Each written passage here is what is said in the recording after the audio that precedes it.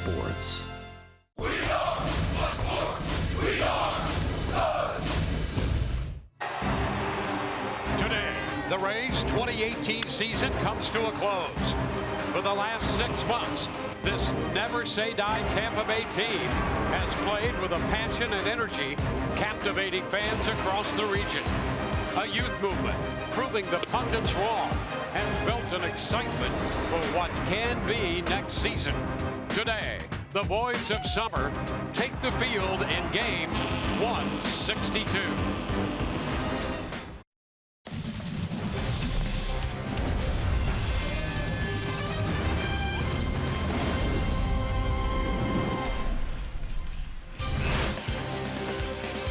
Hi again, everyone, and welcome to the final game of the 2018 regular season. The Rays will square off against the Toronto Blue Jays in search of victory number 90. Hi again, everyone, with Brian Anderson, Dwayne Stats. So good to have you with us one more time before this regular season comes to a close.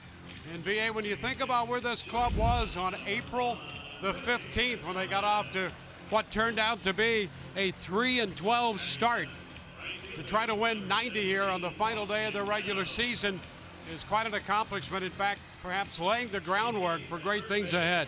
It was a team effort, a total team effort. You look all the way around, offensively, defensively, pitching. You know, this offense completely remade. It was all or nothing, home run or bust a season ago, but now an offense remade around the on-base percentage, being active on the base paths. Of course, they're going to mix in some home runs, and they added some right-handed thump with Tommy Pham and C.J. Cron. Nice to see him get to 30, but a completely different style of offense for the Rays here in 2018.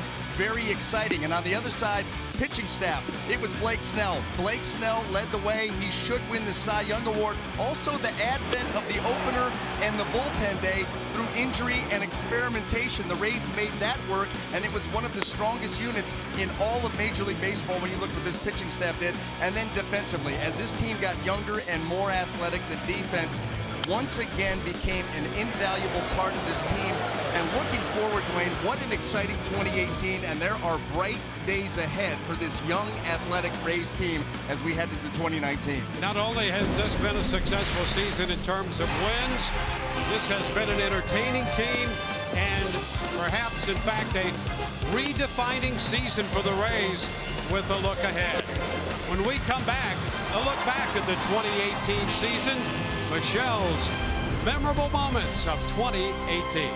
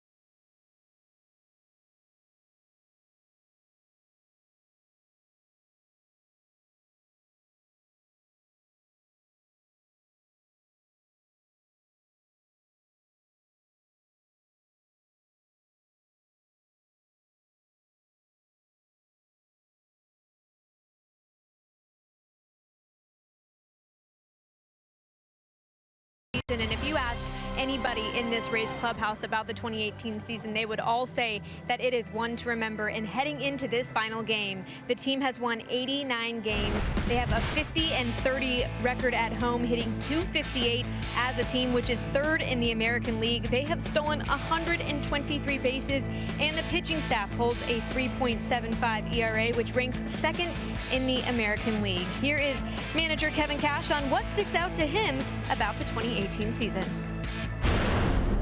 Hopefully the groundwork that's kind of been laid, the core group that has gotten some opportunity to come up here and play at a really high level, perform, learn how to win together. We talk about winning and the winning they've done in the minor leagues, and we've got a bunch of guys that have now taken this experience over a 2, 3, 4 month period and learned how to win at the big league level in a tough division. And you want that going into the offseason. You want that coming out into 2019.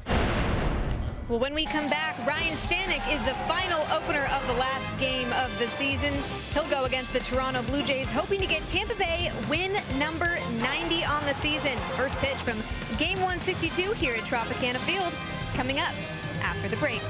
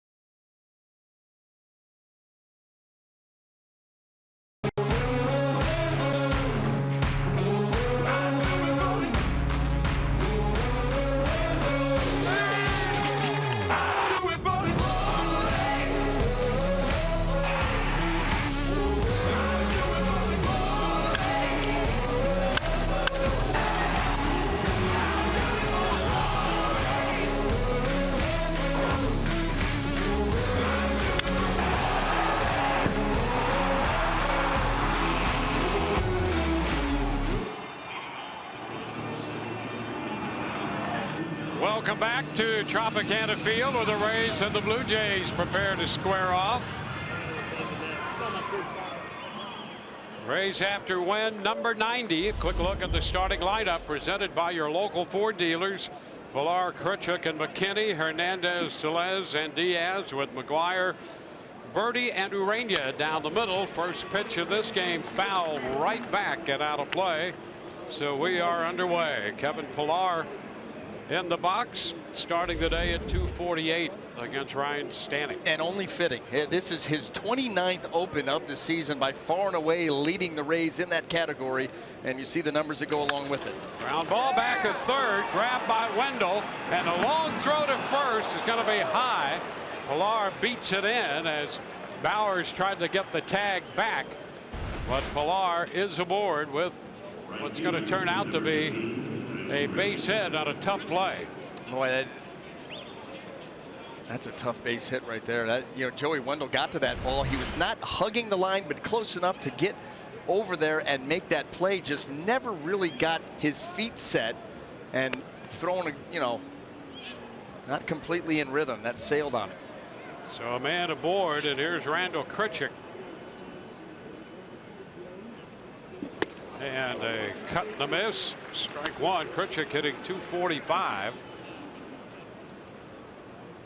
And Pilar out there from first base, trying to smooth his pathway, getting his lead.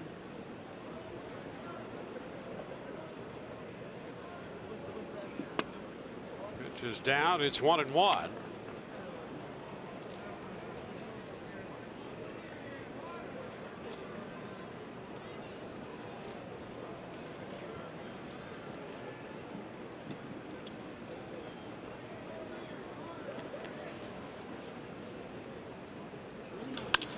A fly ball into right. Meadows circling and makes the catch. So that's going to be out number one. Let's take a look at the Rays defense and see how that's going to line up here this afternoon. Brought to you by Gold and Diamond Source. And in the outfield left to right, we've got Tommy Pham, Malik Smith, and Austin Meadows. And across that infield, third to first, Joey Wendell, Willie Adames, Brandon Lau, and Jake Bowers, with Nick Schufo behind the plate. Once again, the final day of the season, the Rays getting another look at an all-rookie infield. Well, McKinney has hit out of that leadoff spot a lot since being acquired from the New York Yankees, down in the number 3 spot here, taking ball one. 1-0. Well, remember, Dwayne, this is a lineup made out by Russell Martin. He Yep. is the de facto manager today. Not officially, of course. Everything will go on John Gibbons' record. But Russell Martin made out the lineup, and he will be in charge of all in-game decisions. This one is down. McKinney takes ball 2. Must be Yarbrough already up in the bullpen. Must be tight with McKinney. McKinney saying, look, a leadoff spot, I love it, but I'd like to move down into the middle of the order. Yep.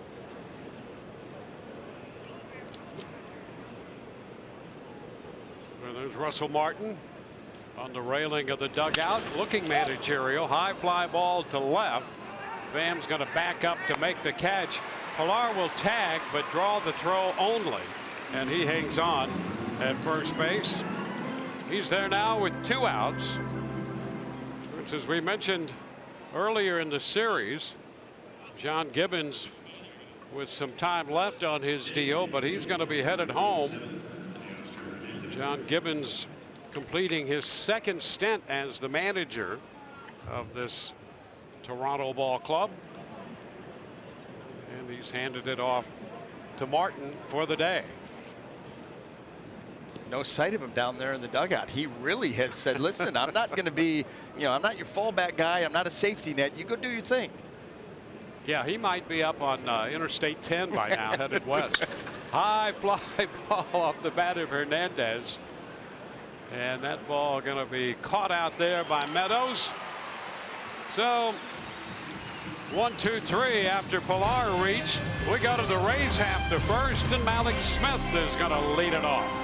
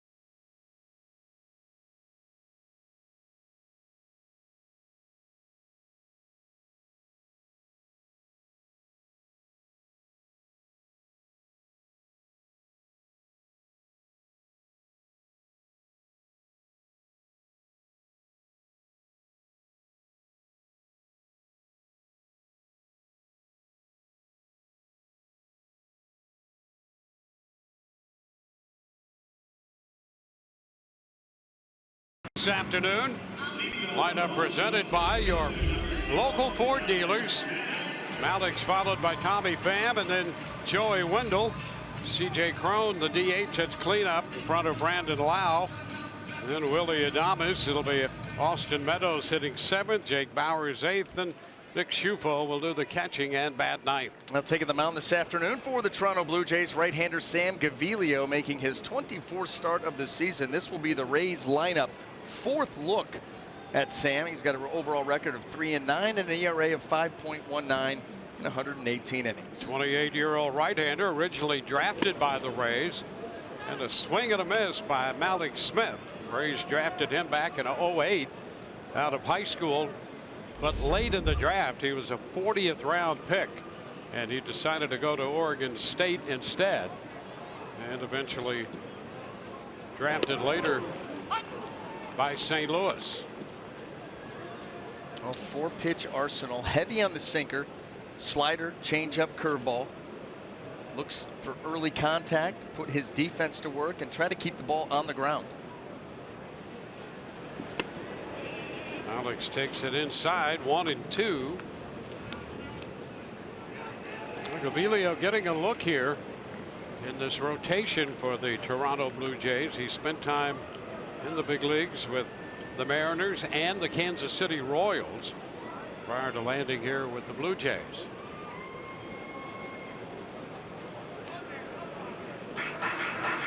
24th start overall, 26th appearance.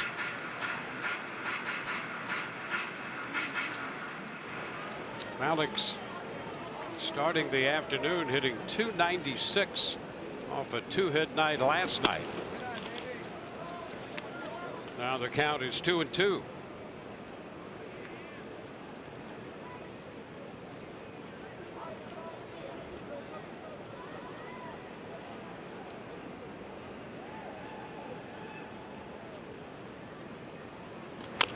And the tapper the other way, foul.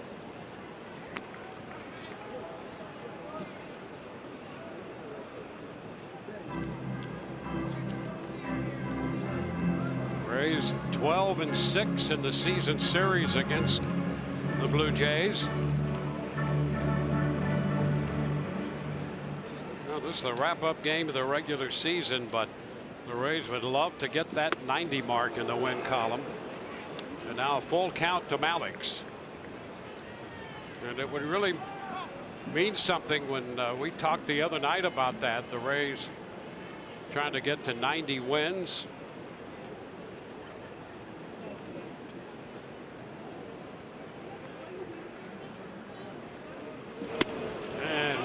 Takes the pitch high, started to go, checked in time, and a leadoff walk, putting some speed at first base. Boy, you try to make that hurt. The first guy that's going to get an opportunity is Tommy Pham, and our scouting report today, 31 consecutive game of reaching base safely. He's hit safely in 29 of the 31 games, and look at the numbers. The average 376, a lot of extra base hits. As you can see there, add them up, 18 extra base hits, knocked in 20, scored 30. There goes Malik Smith. The throw down is not in time. He's in head first with his 39th stolen base of the year. So he steals his way into scoring position.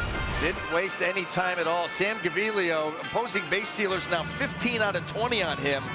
Got a good pitch to handle and a good throw down to second base. It's just the jump and the speed of Malik Smith. It gets him in there safely. The Blue Jays thinking about taking a look at that. And we'll see what they decide not to. I was going to say Russell Martin would be wise, number one, to hang on to that challenge because you would have lost it right there in the first hitter of the game for the Rays. 1-0 count on Pham. Dwayne, we may have found Russell Martin's bench coach, and it might be Kendrys Morales. It would appear so. And a pitch inside. 2-0. There's your brain trust. He's the peacekeeper. He's the peacekeeper, folks. No funny business today. Look at right here, stopwatch. That's him.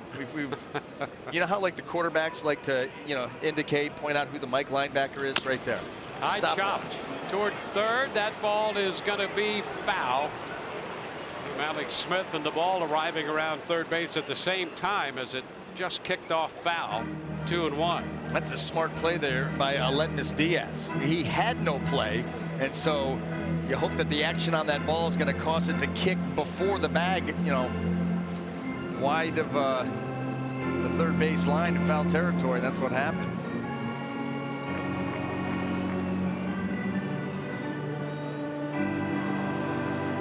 Pham trying to put the Rays out in front.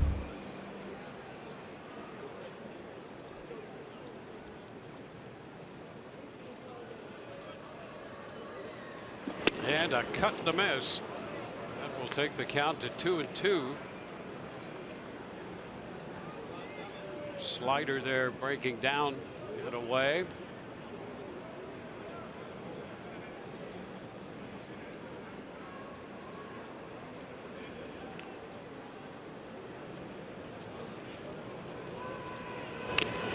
Piece of that one.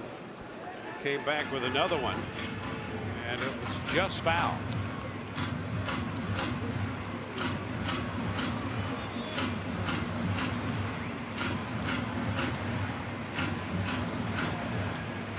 Long walk behind the mound, and you wonder what Sam Gaviglio is thinking here, because the way that he's able to run that sinker hard, arm side with good arm side sink and run, a fastball in here on Pham might be the right pitch after those sliders back down and away. You get him leaning out over the plate.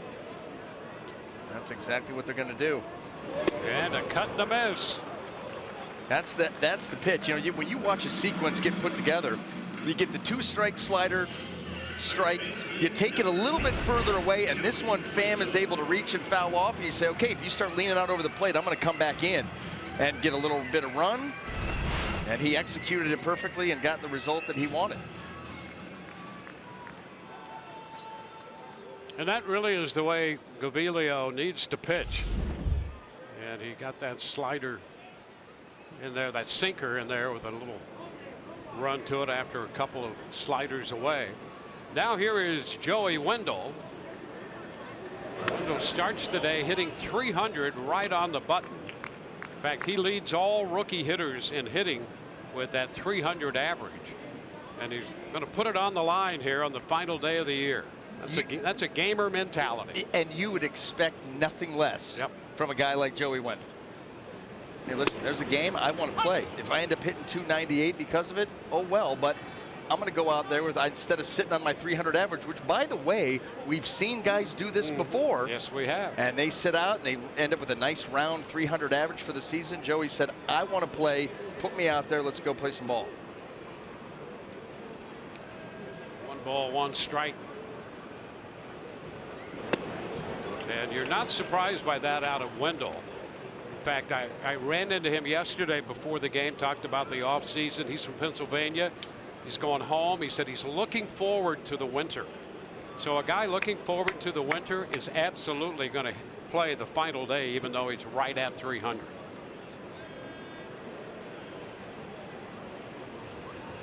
Ground ball headed toward the middle, but position there is Urania to make the play. And Malik goes to third. Wendle is out, short to first. So 2 gone. And it's up to C.J. Cron if the Rays are to break out in front here in the first. Well, got number 30 out of the way in yesterday's ball game. What a job by C.J. Cron. We wondered aloud about that number at the beginning of the season and then watched him close the gap all season long and waited till game 161 before he popped it. 256 on the year to go with the home runs. Coors Light refreshing finish, and he did it the first time up in yesterday's game. 3-0 count, green light, fastball by Barucki, right center field.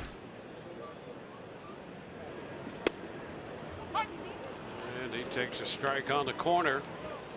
Takes the count to 0-2.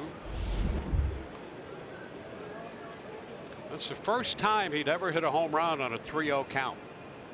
No kidding. Yep. He has 89 career home runs now. First one he's ever hit 3-0.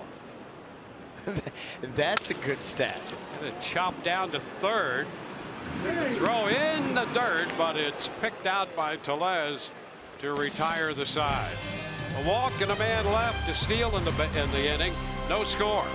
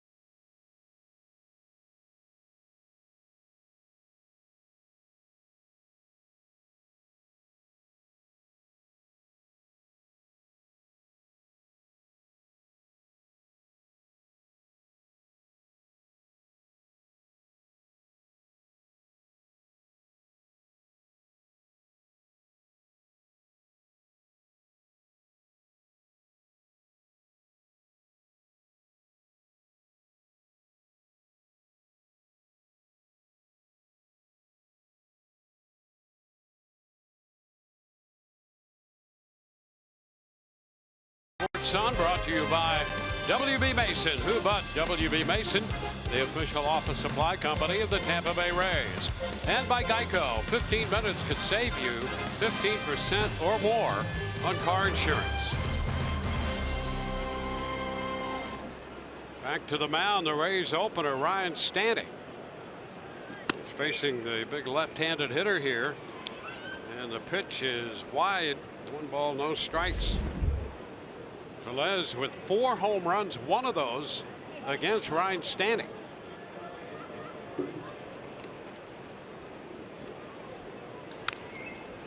He fouls this one back, 1-1.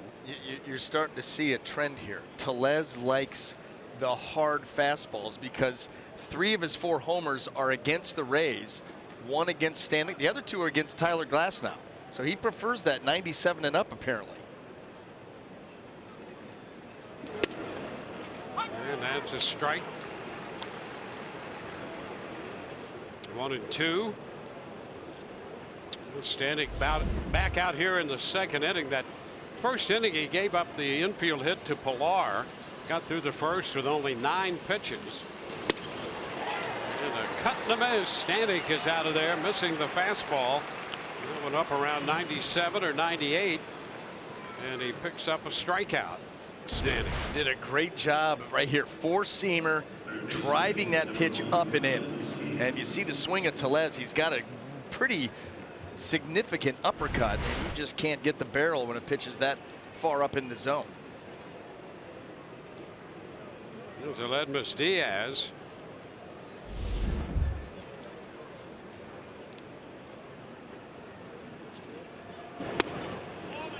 The pitch is upstairs. By the way, throughout the day we'll be hearing from a number of individuals, including Eric Neander, the senior VP of baseball operations and GM for the Rays, to talk about the progress the club has made this year. Also, down the middle of this game, we anticipate hearing from Blake Snell. It'll be interesting to hear from the Rays left-hander after putting together what I think most of us feel should be a Cy Young Award season.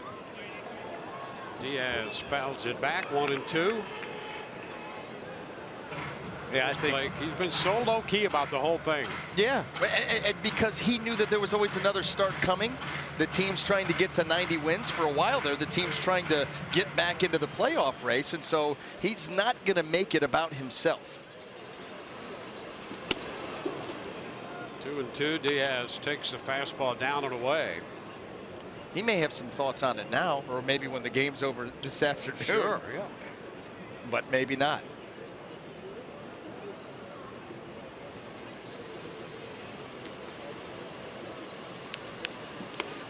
And the count is full. I think that what is so remarkable about his season, you take a Major League Baseball season, you spread it out over 6 months. He has 31 starts, and in 27 of those starts, he's giving up 2 runs or fewer. Yeah, it's been amazing, and it leads to this. Tops in wins, tops in ERA, tops in opponent's batting average. Swing and a miss. Diaz missed that fastball up at 98. 2 up and 2 down via the strikeout here in the second inning. Stanek once again driving a fastball to the top of the strike zone. You know, these guys here in the last day of the season going to be hunting heaters. Just put them where they can't get to them. Reese McGuire. McGuire homered, hit a pinch hit home run in the 9th inning of the game yesterday. Strike 1 to him.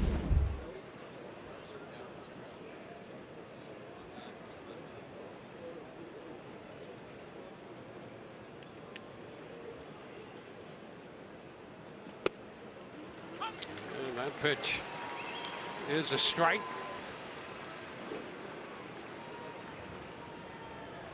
Yarbrough up in the bullpen there. He was doing a little throwing in the first inning. It's a ball, 2 strikes.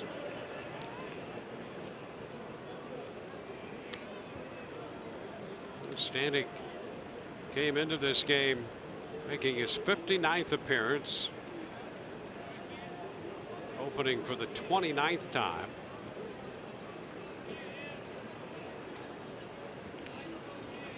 ERA coming into this game at 3.08. It's a 3.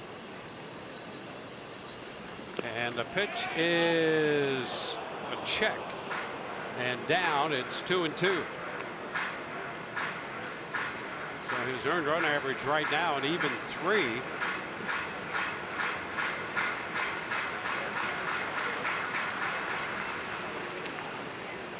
Struck out Tellez and Diaz. 2 to McGuire. And a little tapper foul. You know, McGuire has had some impressive at-bats against the Rays, and we've seen a lot of this Toronto ball club the last month. He was called up from Buffalo. He hit .233 at Buffalo with 7 home runs. But from what the Rays have seen of him, those numbers somehow don't seem to fit. Nobody's believing. 233 with 7. Yeah. In 5 months in Buffalo. Because you're right. You know, home run in yesterday's game. 2-2. He fouls this one away.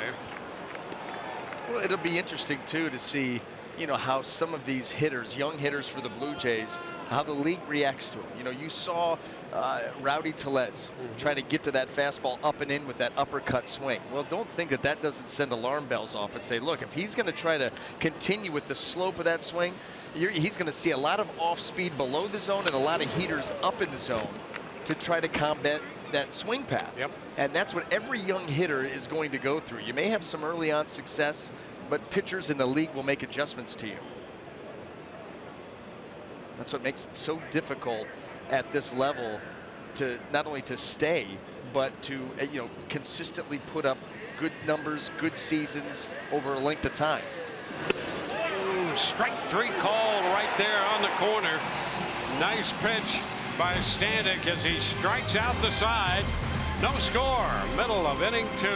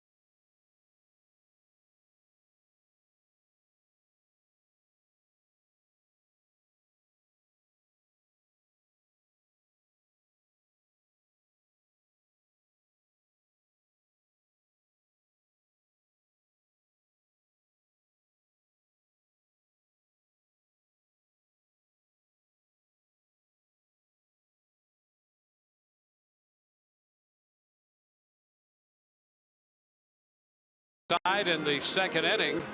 And with 2 innings, he gets that earned run average under 3 right now. And here's a guy who's got a lot to be happy about. Eric Neander, number one, congratulations. A beautiful baby daughter, your third. And as we mentioned earlier in the text back and forth, you're severely outnumbered now. You know that. It's 3-2. Somebody's always open. Learning very quickly. Yeah.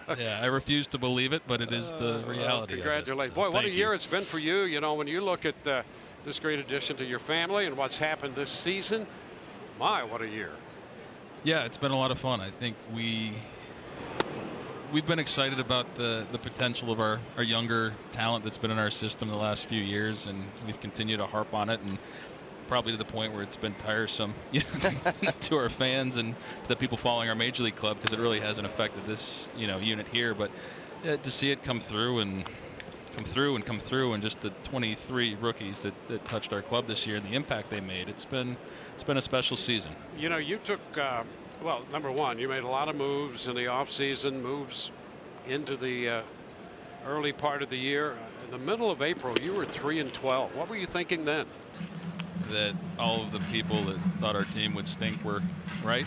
I think probably the honest answer. It's a long season. We've been, we've had those kind of starts in the past and have rebounded. So you could pull some belief from that. But yeah, we had our work cut out for us, and the way that our players and our staff were able to kind of keep the train on the tracks and keep playing, keep competing, get away from Boston, get away from New York a little bit, play some other teams, get things rolling. It's a testament to them, just because the season could have gone sideways, because I think the perception was that it would, and it started out that way, and it didn't. And these guys deserve a lot of credit for that. No question about that. But let's go back even a little bit further. When you think about remaking this team, and it started last offseason, and no decision made by you guys is done haphazardly. It's well thought out. But when you were going through all of the trades that you started to piece together, what did you anticipate? Number one, two-part question. Number one, what did you anticipate the response to be to completely overhauling not only the team, but in a lot of different ways, drastically changing the style of play of this team? And then did you ever envision this end result? Yeah. You only have so much control, I think, over the transactions you make, and so it wasn't something where we set out and said we need to accomplish A, B, C, D, E, F, G, H, I, J, K, and so on. But it did happen to flow that way. So I think there were, as we've developed players in our minor league system and everything there's a certain style of player that we've been attracted to the last few years that you're starting to see here. Guys that play the game the right way, that, handle the details of the game, can put the ball in play and, play a situational style of baseball. And it just kept coming. And the opportunities to add to our club, to bring in additional youth, those decisions at the moment, every single one of them, they're not easy decisions to make. And have a lot of respect for some of the talent, the people that are no longer with us, but for one reason or another, it seemed like transactions happen to line up at a rapid pace over the last 12 months. Does it snowball? It seems to, yeah. It was, I think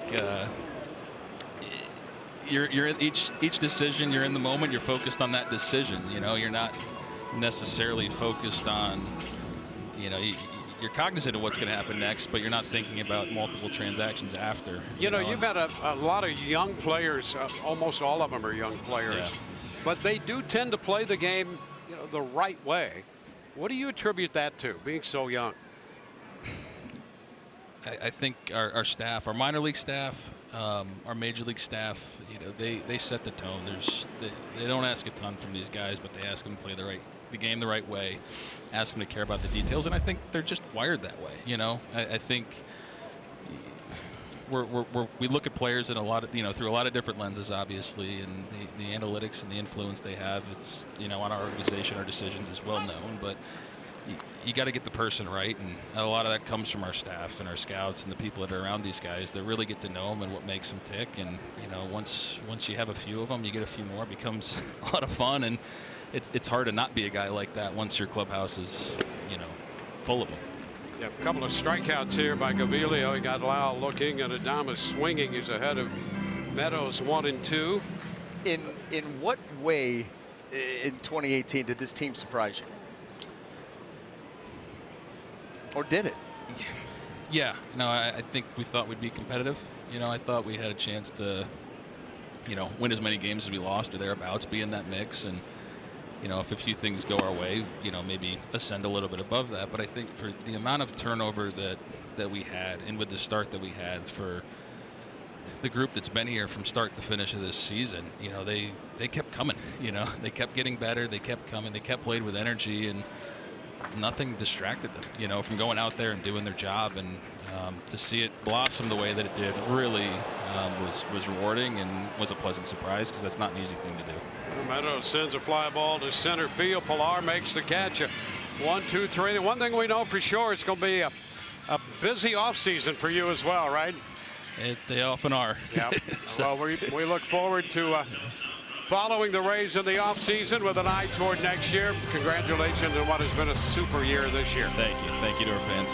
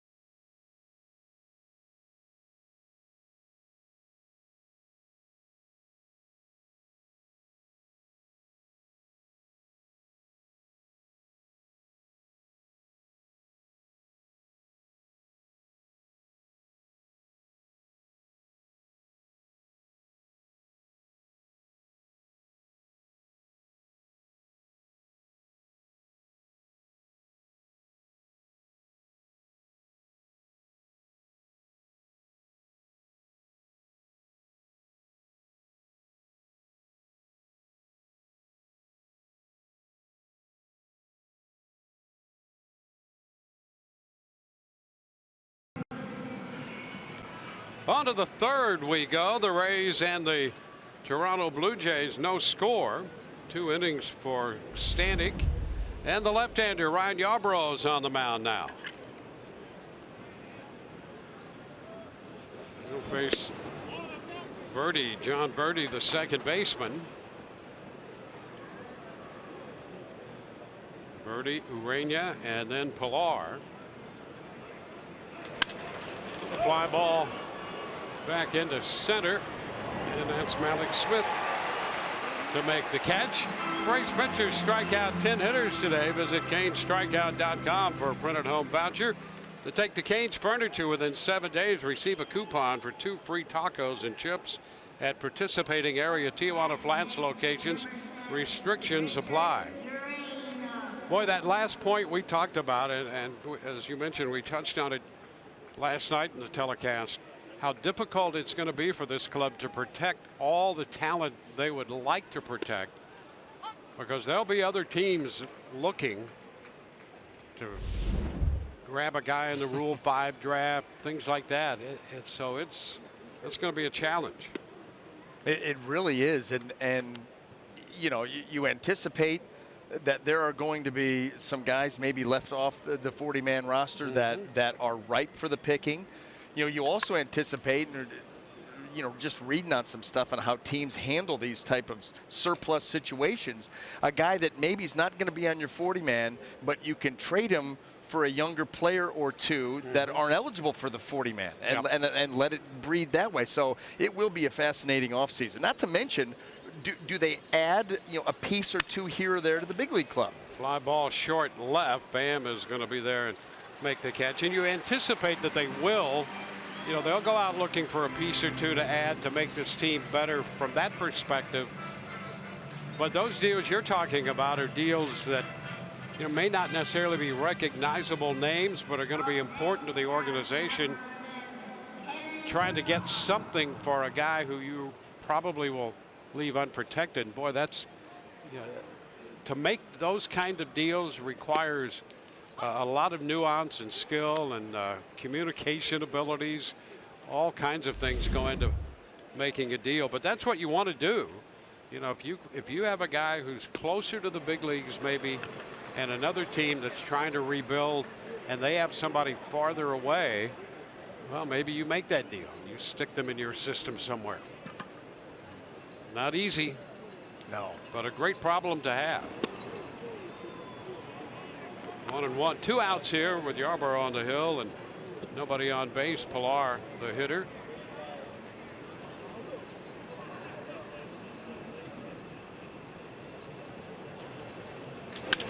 Liner, and that's just out of the reach of Lau. Tried to make a leaping grab, and Pilar is on again.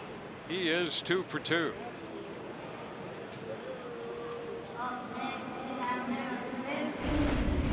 Grichuk's going to be up. Well, this is part of the handiwork of the Rays baseball front office. Eric Neander, Chaim Bloom have gotten together with their departments and added Tommy Pham. What an addition that's been. Glasnow and Meadows, part of the deal with Pittsburgh. Some promise right across the board there. Now the ball popping away from Schufo. Ball 1 to Grichuk, and Pilar is going to move into scoring position on that one. That popped right out of the mitt. You know, think about that graphic, Dwayne. You just go back and think about what was on that graphic. You've got 2 corner outfielders, a left-handed hitter, a right-handed hitter, both with some thump to their game, and a power starting pitcher. Yep. Huge pieces. Yeah, and with controllability too, in terms of contract and service time, and high ceilings. Boy, Tommy Pham, with what he has done with the Rays, you talk about the 31 game on base streak and the overall numbers compared to what was going on in St. Louis. And he has come out and said about this team that he had never been a part of a team that plays as hard as this one. This one up the left field line. That ball's going to be a base hit. Pilar's going to score, headed to second. Grichuk, and he is in there. Ball loose, backed up by Bowers. So it's a 2-base hit. Pilar, who had moved to second on the pass ball, scores, and Grichuk winds up at second. That is a frustrating way to give up a run. You know, first of all, the hit by Pilar, you know, close to being the 3rd out of the inning, and instead gets into scoring position, pass ball. Grichuk takes this cutter and drops it into left field. Grichuk has been a very hot hitter over the last month to month and a half. And here's McKinney lifting this one into center. Malik Smith making the call, and the catch, retiring the side. 1 unearned run, as it turns out. 1-0 middle of the 3rd, Toronto.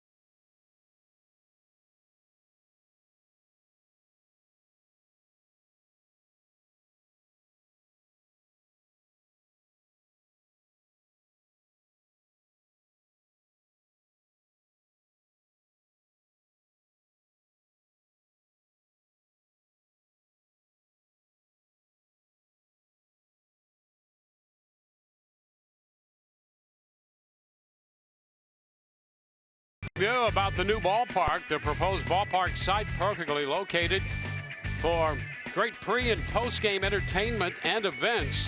To learn more and provide your input as to what you'd like to see before and after games, visit ballparkreimagined.com. Jake Bowers hitting out of the 8th spot takes a pitch wide from Sam Gaviglio. Shufo next, and then Malik Smith raised down by a run. There's a hot shot base hit through the right side. Bowers is aboard. Leadoff single in the bottom of the 3rd.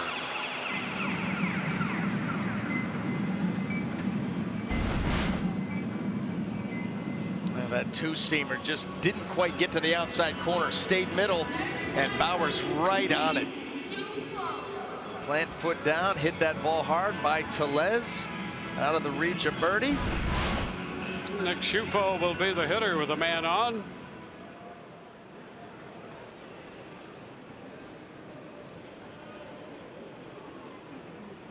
Shufo in his 16th game,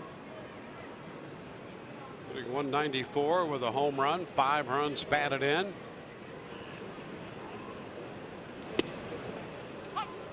Pitch is a strike. A base hit by Bowers gives him 3 for 4 with a home run off Gaviglio.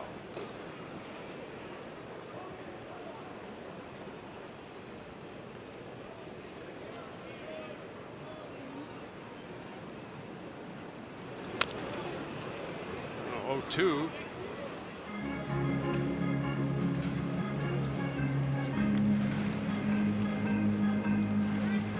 Rays in at 89 and 72.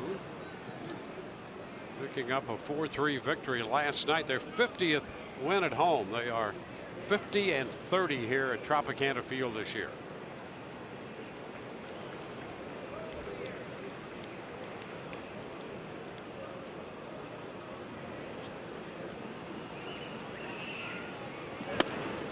Pitches away. 1-2. Best home records this year. The Rays tied with the Cubs and the Brewers for 3rd, behind the Red Sox and the Yankees for best home records.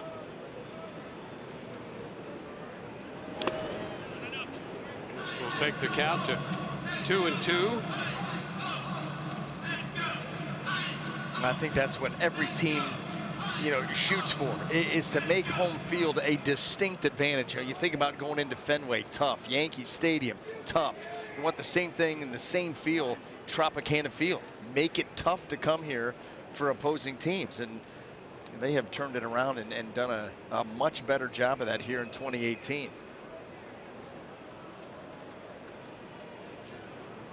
2-2. Shufo lifts it foul out of play.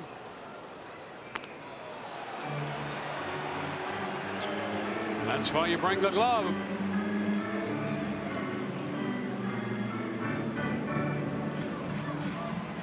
Last day of the season. Perseverance. Got 1 shot left. Here you are. Paid off.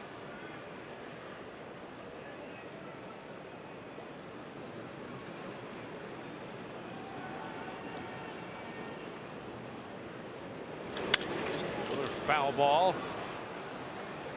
And once again, a souvenir. Young man has one.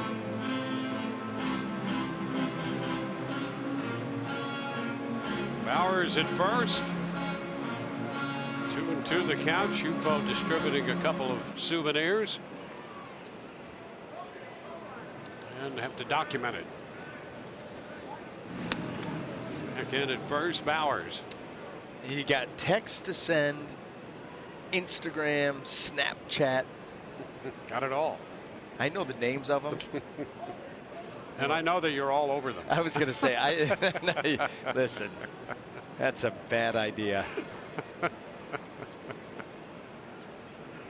2-2 again, and it's popped into left.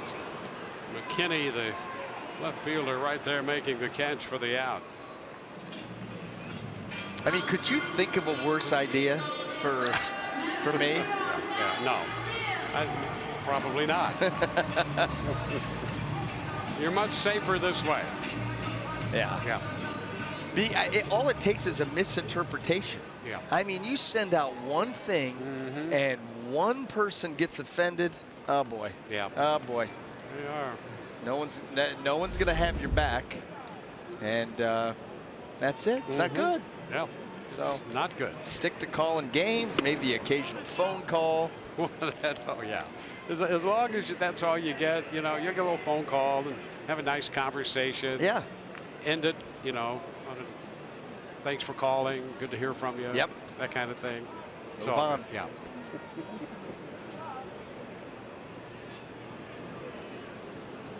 I don't even text. Runner goes. The pitch is a ball, and the throw down is not in time. Well, Bowers got in there head first to pick up a steal. McGuire unloaded that one in a hurry. Take a look at the Toronto catcher from his knees to throw down to second. And the Blue Jays going to make a decision as to whether they want to take another look at that, and I don't think they do. Stolen base number 6 for Bowers. Second of the game for the Rays.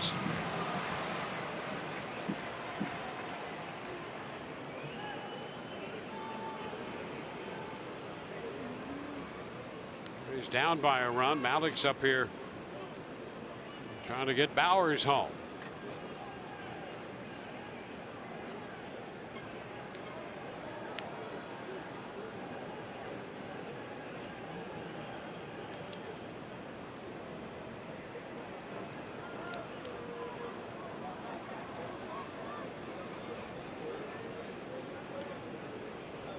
Malik's walked and stole a base himself in the first inning, his 39th stolen base of the year.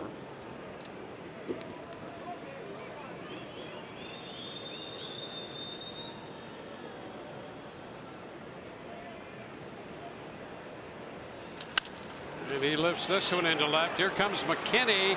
He's going to make the catch. Throw back to second. A little wide there, and back in safely is Bowers.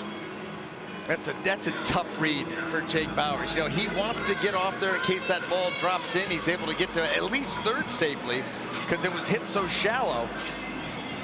But you don't want to get too far off that McKinney tracks it down and throws behind you. So you're doing your best you can to get an idea out there.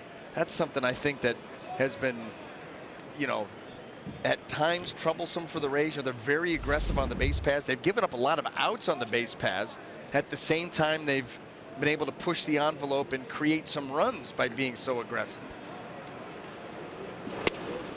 And the pitch is a strike. Well, the Rays, 14th in the league in home runs. So they're looking for opportunities to push the envelope a little bit. Sometimes that's going to work out, and sometimes it's not. But, if you're 14th in home runs, you're looking for ways to be aggressive and push the situation a little bit. We've seen that especially in the second half of the stolen bases, leading the league in that category, always looking to take that extra base. And you're right, it's an offense, and we touched on it in the open. Last season, This one skips to the backstop. So that moves Bowers over to third. It was an all or nothing type of offense built around home runs, and that was about it. And here in 2018, it's an offense that really has been built around on-base percentage. Get guys on base, be aggressive on the base paths, get them into scoring position. The Rays had the second most at-bats to the Boston Red Sox with runners in scoring position. So they have created a ton of opportunities for themselves, and that's what it's been all about.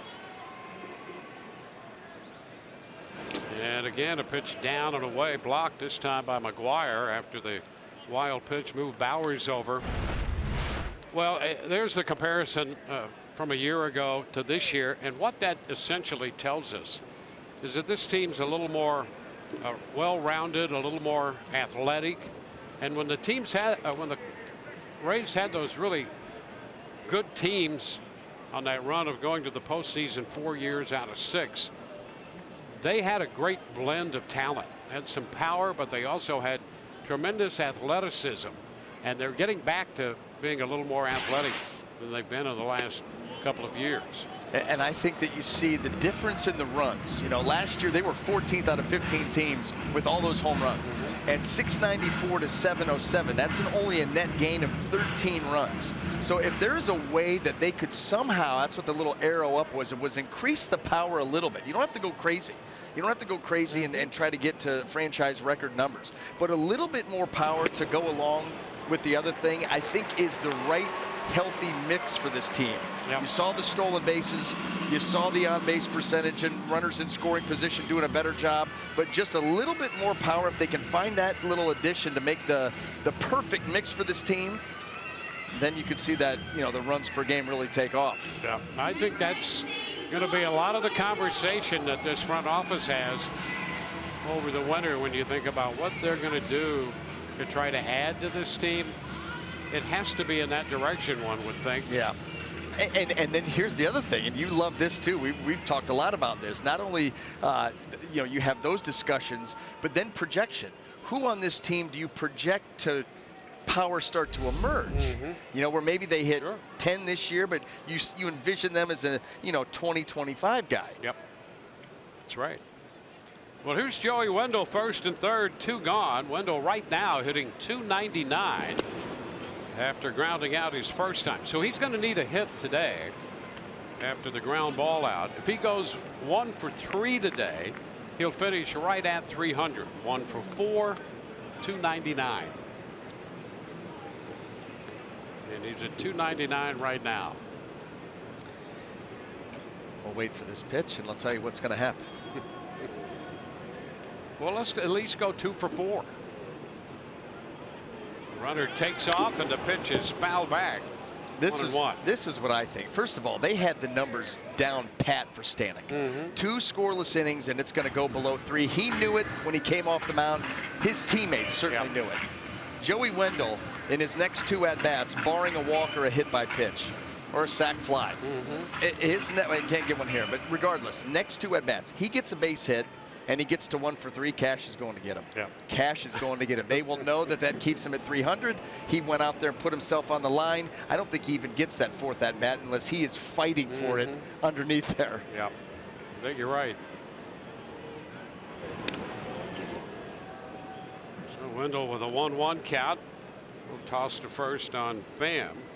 I want to see this. Well, here's the other thing. Wendell comes in 4 for 6 against Gavilia. Well, he's 4 for 7 now. The odds would say within the next 2 ABs, he's gonna get it. How about right here? At least tie this game up. Pham on the move. Pitch is a ball. The throw is going to go into center field. That will get Bowers home, and will send Pham over to third. All you have to do is ask for it. And on the very next pitch, it happens. The Rays have tied this game. So Pham gets a steal. Error on the throw. And the Rays and the Blue Jays are tied 1-1. Watch McGuire spray this throw. The Rays have been running at will, and that throw, boy, a lot of arm side tail. Urania cannot get to it. There's that tying run. And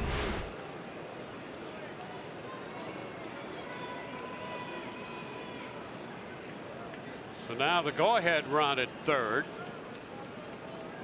2-1 the count. 3 balls and a strike.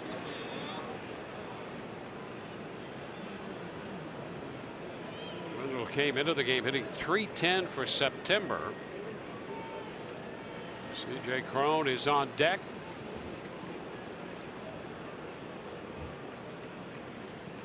And a ground ball, base hit the other way. That will give the Rays the lead. And Joey Wendell has picked up the base hit. Well, he needs at least 1 for 3 today to finish at 300. And he gets a base hit to give the Rays the lead here, 2-1. Boy, how sweet is that? And how about Joey going the other way? Sinker away, or go ahead, I'll pop it the other way. Finds a hole.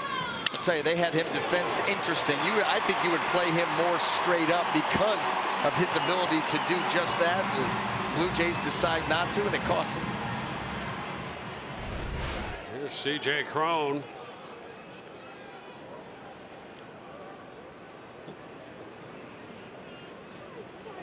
And a little roller to short. Urania with the pickup and throw. That pitch ran right in on Cron. Rays in with 2 runs to take a 2-1 lead.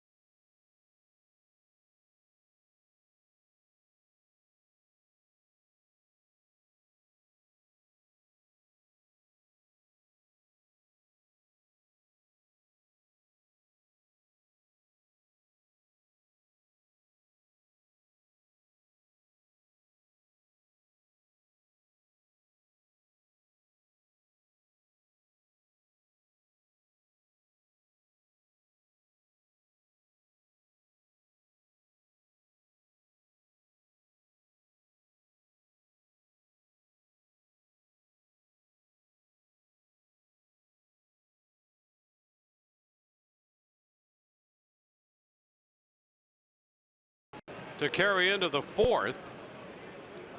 Base hit and a run batted in for Wendell. Teoscar Hernandez will begin the 4th inning against the Rays lefty Ryan Yarbrough. The pitch is in there for a strike. Yarbrough gave up a run on 2 hits after retiring the first 2 men in the 3rd. Rays right back with 2 in their half.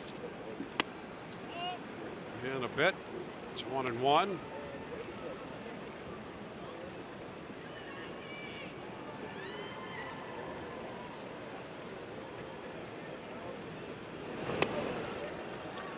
Ball 2 strikes there. He missed the changeup.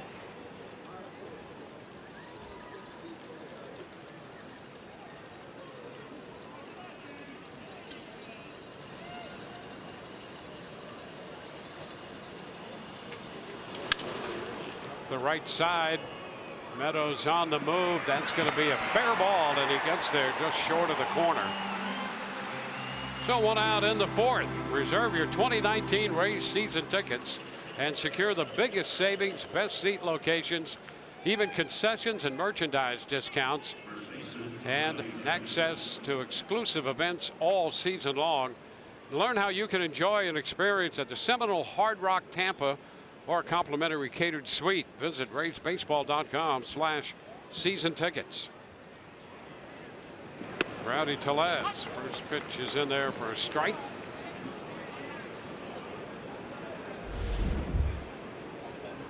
Tellez struck out against Stanek in the 2nd. Ryan Stanek started, struck out the side in that inning. 2 scoreless innings for Stanek, and now Ryan Yarbrough.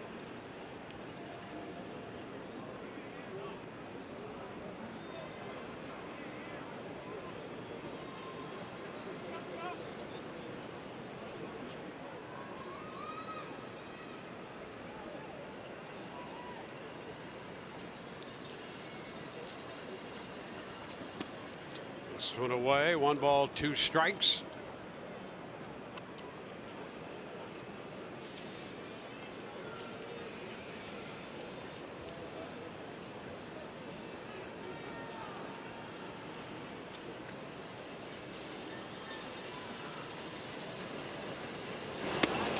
wide.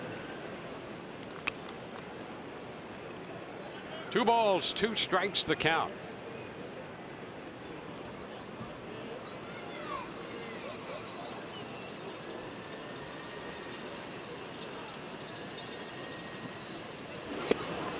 And a wave and a miss takes care of Tellez. He is 0 for 2, a couple of strikeouts. And think about the way they got him. Fastball up first at bat. We said breaking ball below the zone. How about 74? Cannot get down to it, pulled off of it badly, and Yarbrough picks up his strikeout. Well, 4 strikeouts for Rays pitching. 1-0 to Aledmus Diaz.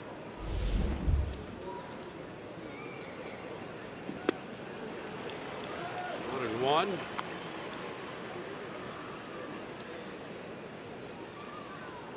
Yarbrough's last outing was on the 24th.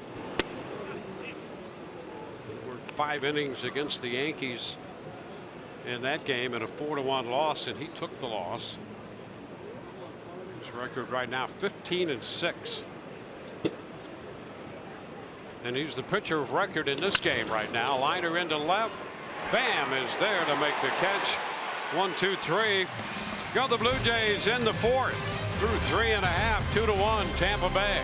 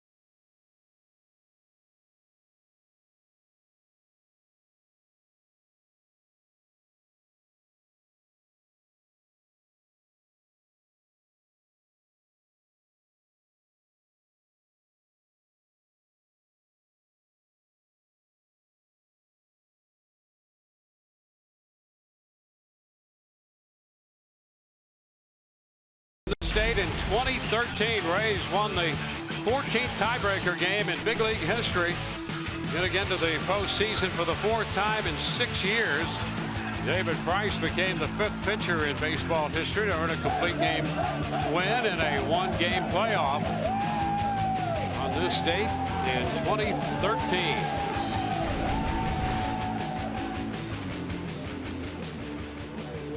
And Brandon Lau fouls the first pitch away, and the home half of the 4th underway. Lau, Adames, and then Meadows due up.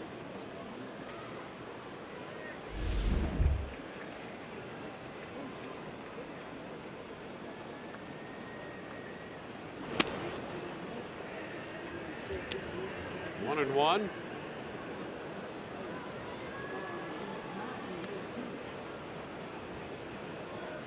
He's taking a 2-1 lead with a couple runs in the 3rd. Little tap halfway to the mound. Gaviglio with the throw to first. That will get Lau. And 1 away.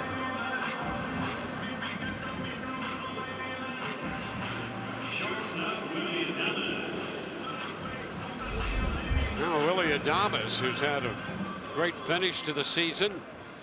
He was hot in August, stayed hot for the month of September, hitting .333 in September coming into this game. Takes a pitch wide, 1-0.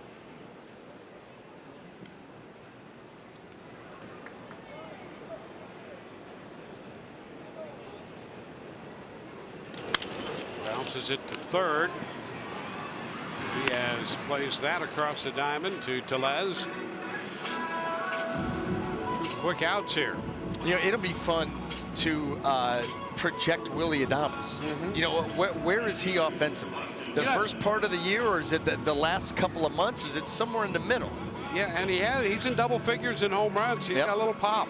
He does have a little pop. Yep. And we saw that walk-off that he hit here, that fastball middle in that he tarped. And so he can hit the ball a long way, can hit the ball the other way a long way.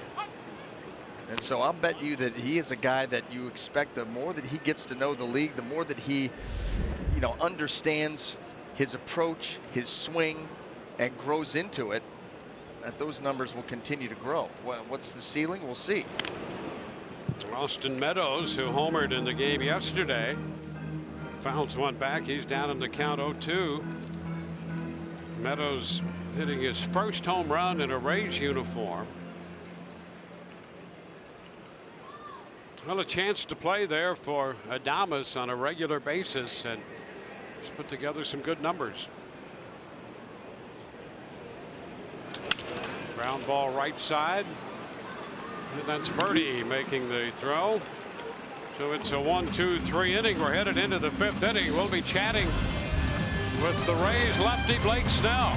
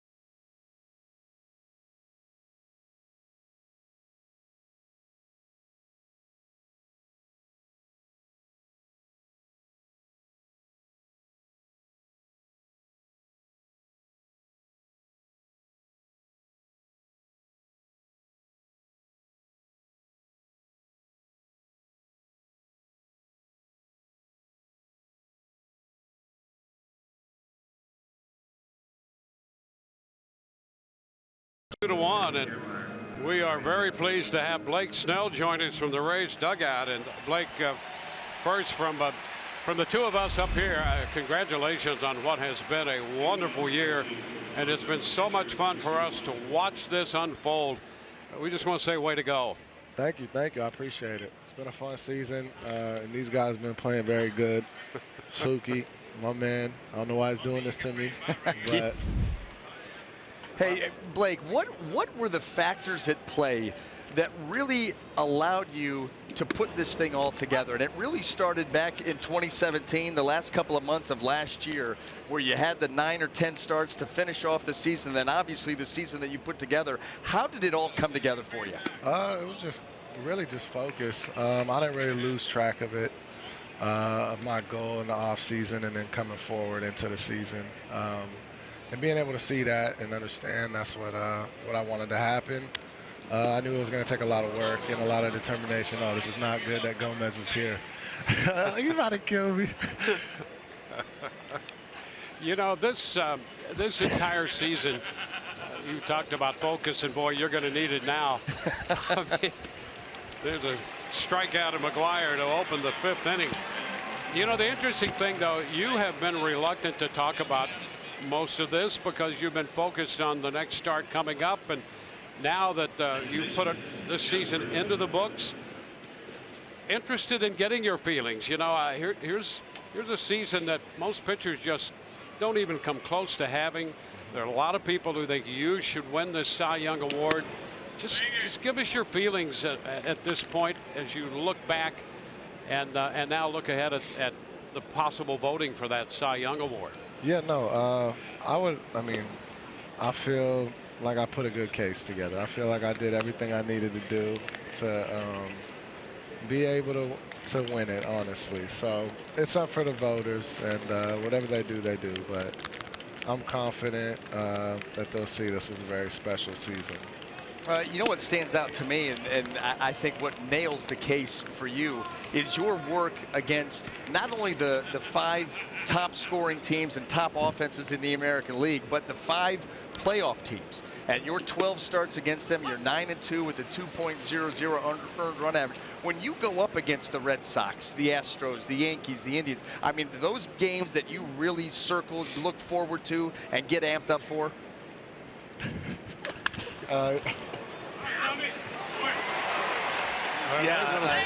Line drive for the second out. Go ahead. He doesn't have a chance. Thought maybe Gomez was going to be there to help protect him, and that's not the case. Yeah, no, it's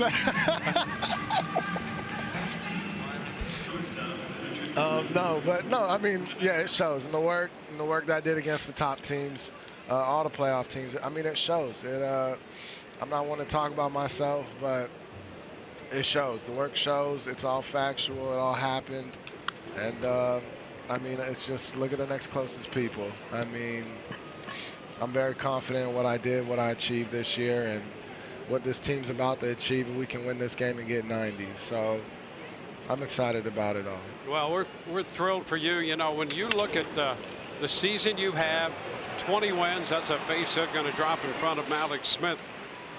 When you think of a sub-2 ERA and 20 wins, you put yourself in the category of Roger Clemens and Ron Guidry.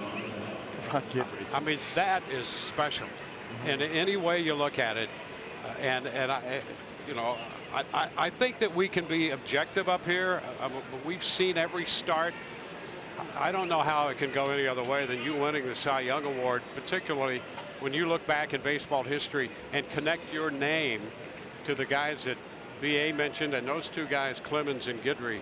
It'd be pretty hard not to win it in our estimation. I'd have to agree with you. I mean, I'd have to agree. Hey, this is one thing I want to ask, and because I think that this is the most special thing about you and watching you. What's so fun? You have 4 elite, legitimate weapons in your arsenal: fastball, slider, curveball, change. But your pitchability is off the charts with those 4 pitches. Where does that come from? I mean, you're still a young guy, but you pitch like a vet with great stuff. Yeah, I mean, okay, now let's come on, baby. Meadows going to have to play the carom on this as Urania scores from first, and Pilar has his 3rd double, and that's going to tie this game at 2. Yeah, but to what you were saying, BA, I mean, it's just it was a long road getting here. So I would say, I mean, there was each year I was learning a new pitch, and then being able to do that and put it all together in 15. And then just build confidence from 15 on. Allowed me to be more confident and comfortable in throwing them. But then it was frustrating because last year to start the year I was very inconsistent with the fastball. So throwing those pitches in 2-0, 3-0, 3-1, 3-2 counts, even counts, I didn't have as much confidence in it as I did this year. And especially with my fastball command. My fastball command I trust so much to where my off-speed command, it's easier for me to throw, I feel like, because if I am behind, I know I have a good fastball, but I'm aware that my off-speed pitches play. And with this team, the last 2 games, my whole game plan was nothing but off-speed, and then later in the game, show them the fastball to wrap up at bats. Yeah, before we let you go, I want to ask you one question. We saw Kyle Snyder make a trip to the mound. Give us your take on Kyle Snyder and what he's meant to you and this staff. Yeah, no, he's special. He's very special. And our bond's very, very close. He makes me a lot better than I ever would be. So he knows that. A lot of people know that. But then as well as this staff, I mean, he gets it. He understands that he's going to have a different relationship with every player. Some players are going to want it more than others, and he's aware of that, and he's going to do his best job to get the best out of each guy that he has, knowing their personality and what they can do on the mound. So he's just a very special guy, and he's helped me tremendously, and he's going to continue to do so.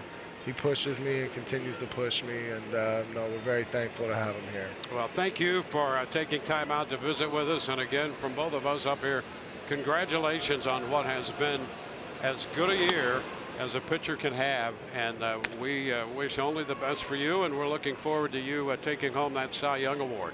Thank you, guys. I appreciate it. All right, Blake Snell with us here in the top of the 5th inning. Should be a slam dunk. It has to be a slam dunk. I mean, we've seen a lot of baseball, and you've been in the middle of that diamond before. You know what it takes, and to see somebody put that kind of season together, you have nothing but admiration for a guy who can accomplish what that young man has. Yeah, the consistency over 6 months, it was just second to none. Again, 27 out of 31 starts, he gives up 2 runs or fewer. Not 2 earned, 2 runs, period. Yep. I'll tell you, he's the kind of guy, and we've said this before, and we'll probably say it again. He's the kind of guy that when you show up to the ballpark and you know that his name is in that lineup, we're winning today. Yep. It changes the whole mindset of the team. I mean, you can have a team that expects to win, then you have the day that you know you're going to win. And that's what happens when Blake Snell takes them out. There is ball 4. Krichik will reach on the 3-2 walk. Well, here's what we were talking about with Blake. When you look at 20 wins, and he has 21 wins now, 21 or more wins and an ERA under 2. He's in the same company of Roger Clemens with that 1990 season, and going all the way back to 78 and Ron Guidry. I mean, when you're part of that trio, that's special. That's more than special. That's 40 years. Yep. That's 40 years of pitching. So I don't know how you counteract that if you're thinking about anybody else winning that Cy Young Award. I liked his focus during, you couldn't even call the first half of that interview an interview. It was more of an assault he was trying to survive. Yep. Unflappable. That's how you have to be. You want to put together a season like he did. A 1-strike count on McKinney. And blocked by Shufo there. 1-1. Well, the Rays had grabbed the lead with a couple runs in the 3rd. Blue Jays have tied it with a run in the 5th. And now a couple men on with 2 men out. They put 3 consecutive base runners aboard with 2 gone and have scored the tying run.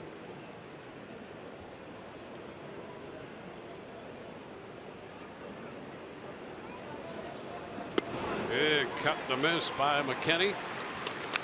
1-2.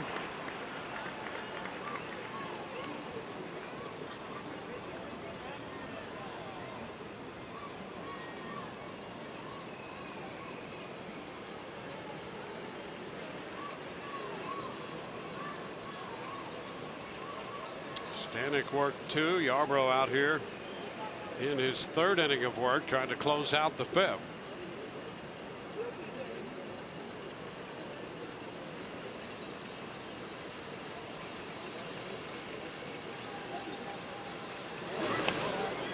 The count goes to 2-2.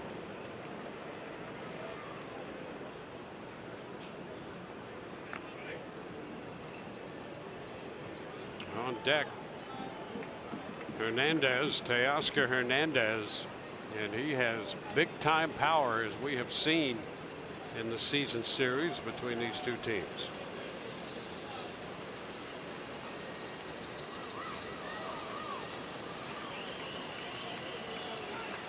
Kenny pops it up. Will it be playable? Wendell into foul territory, and he lost it, found it again, and made the catch. Wow. How about that? What a recovery by Joey Wendell to take care of that foul pop off McKinney's bat. Limits the damage to a run. We're tied 2-2 in the middle of the 5th.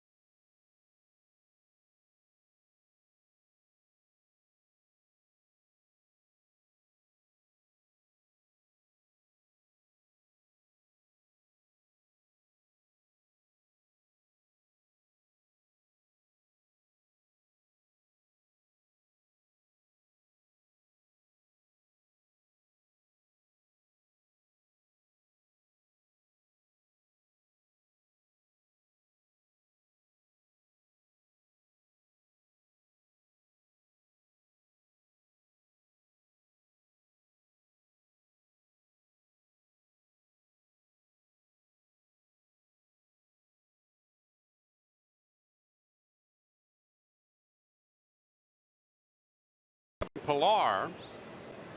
Our game moves into the bottom of the 5th, tied 2-2, and Jake Bauers leads off. Jake singled and scored in the 2-run 3rd for the Rays. He's showing the bunt, takes the pitch for a ball. Only one man, Diaz, alone on the left side of the infield. And now moving into that, basically a shortstop pulled in. You have to think about that infield pulled in. Pitch upstairs. 2-0. He could still push it that way for an easy base hit. But 2-0, let's take a rip. That's what he's thinking. I want to launch. And he takes ball 3.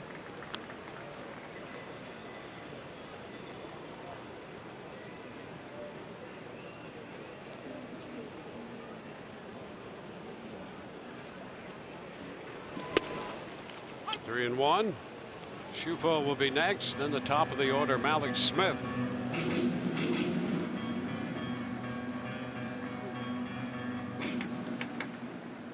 2 runs, 2 hits for the Rays, and there's the bunt, and he has another hit. Well, he puts it down with that left side open. Nothing Gavilio could do once he got there. That's great, and I'll tell you why. Because first of all, we're thinking 2-0 count. We said he could still do it, but 2-0 he wants to take a rip. Now here 3-1, you really expect him to take a rip, but you see Diaz where he's at now, he's way off. He was up there at shortstop, when you bring the infield in at the cut of the grass in the 2-0 count. Well, then at 3-1, they move him back, and Jake said, you know what, the odds just really swung in my favor, and I'll go ahead and take that hit. Well, he's aboard to lead it off in the bottom of the 5th. Shufo shortens on the bat, takes ball 1 upstairs. 2-2 ball game here. Rays trying to grab their 90th win of the season.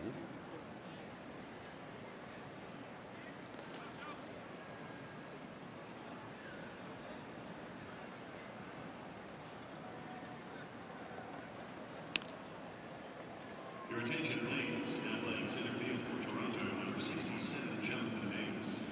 Bauers over there at first with the bunt single.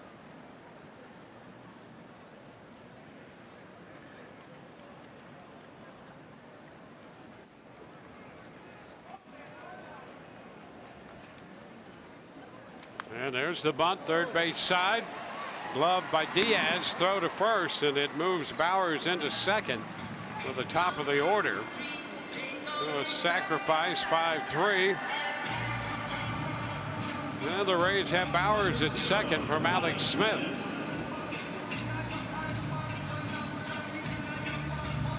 Alex has walked and lifted a fly ball into left. 295 right now.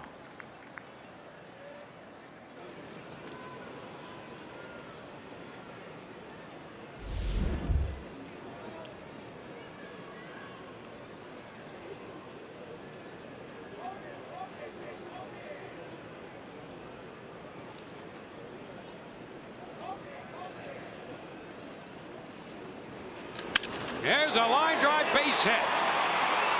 That will score Bauers, and Malik Smith comes through to get the Rays a 3-2 lead. Malik didn't waste any time jumping on the first pitch, and the Rays are back out in front. Well, that's the way that sacrifice him up to second is supposed to work. That hang a split right there, and Malik Smith is one that drives him in. That's playing small ball. That's something that the Rays, have done from time to time.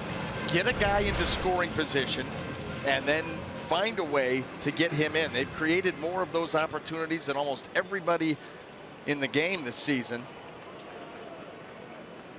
So now they've grabbed the lead.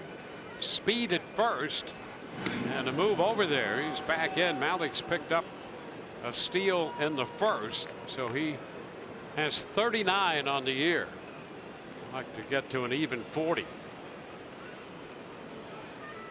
Well, and the Rays have been challenging Gaviglio all afternoon long with the stolen base, so you know he's going here. This isn't even a question of if, it's when. And again, a move over there, another move. That may have been when. that little flinch there by Malix.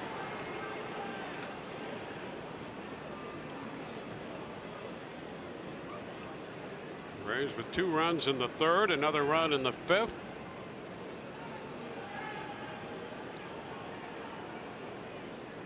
There he goes, good jump, and the throw is not going to be in time. Stolen base number 40 from Alex Smith. He steals his way into scoring position. Here's what's got to be concerning for Gaviglio. He tried to speed up his delivery there. He knew, just like we knew, that he's going. So look, he kind of takes a modified, not quite a slide step, but not a real leg kick, and still had no chance to get him. So it's a 1-0 count on Pham.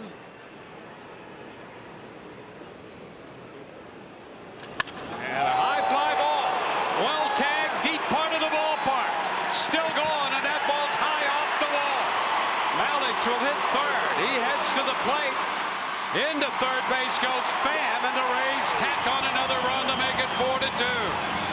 Boy, Pham hit that ball a ton toward the deep part of the outfield and hit it high off the wall.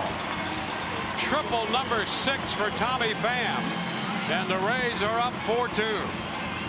Yeah, right there, Tommy Pham is saying, how in the world did that not go out? That ball was crushed, got into a sinker, and right off the top of the wall, the deepest part of the field. Actually, very well played by Jonathan Davis. But look where that ball hits. My goodness, you're talking about inches. Not often, too. Watch Tommy Pham come running around second, running right up the backside of Alex Smith. That's another triple for Pham, by the way. It is 6 now. Wow. He didn't have a triple all year till he came to the Rays. All 6 have been in a Rays uniform. But he's going, oh my. Did you read How did his that lips? ball not go out? He said, I thought that ball was gone off the bat. You read his lips, and he is as shocked as anybody else right there. I don't know how that didn't get out. Well, the Blue Jays talking over on the mound as Tommy Pham's trying to figure it out, how that ball didn't leave the field. That was a blast. So it's 4-2 now.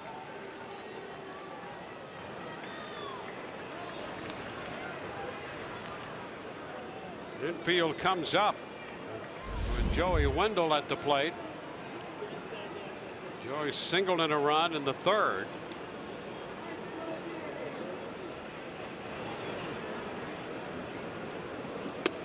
Takes a pitch inside.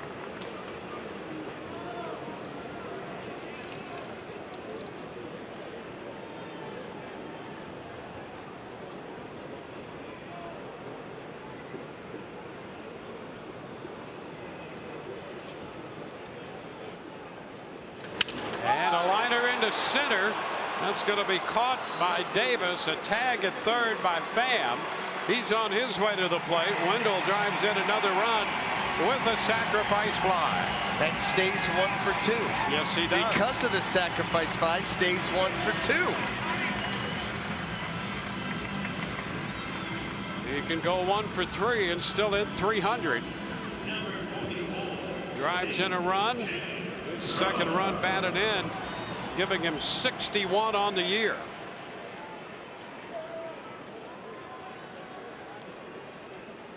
So 2 gone in the inning.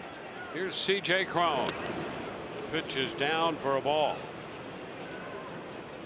Well, the Rays make it a 3-run ball game.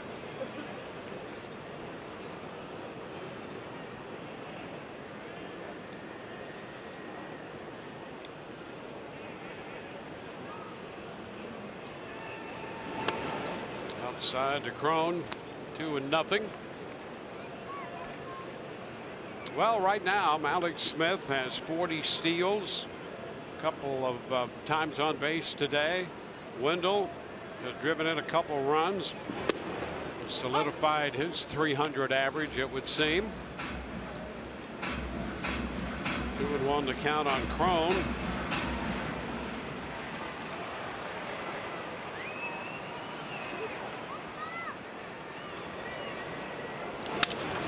High fly ball, right center. That's Davis going over to his left to make the catch. Rays are out in the 5th inning, but they have a productive inning and now lead 5-2.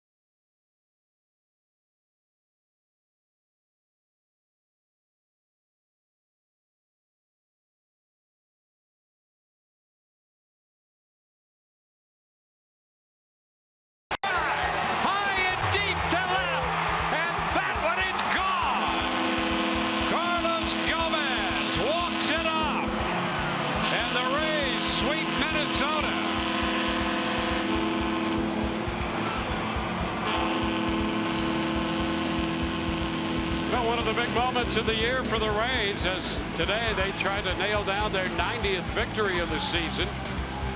Carlos Gomez walking it off. Okay, I am officially disturbed, Dwayne. You are? Yes, I am. When would you have guessed that happened? That was Carlos Gomez pulling out the Ray Lewis on his way from third base to home plate. That was in April. How about that?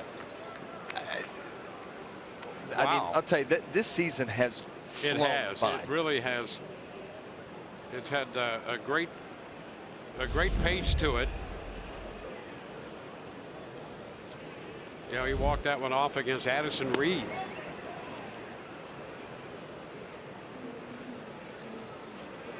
Two and one to count. Look at him. Yep. And Ozzie Timmons right down to the final day, true to his word and getting that workout in as the Rays put together a 3-run 5th. It's fouled back now, 2-2.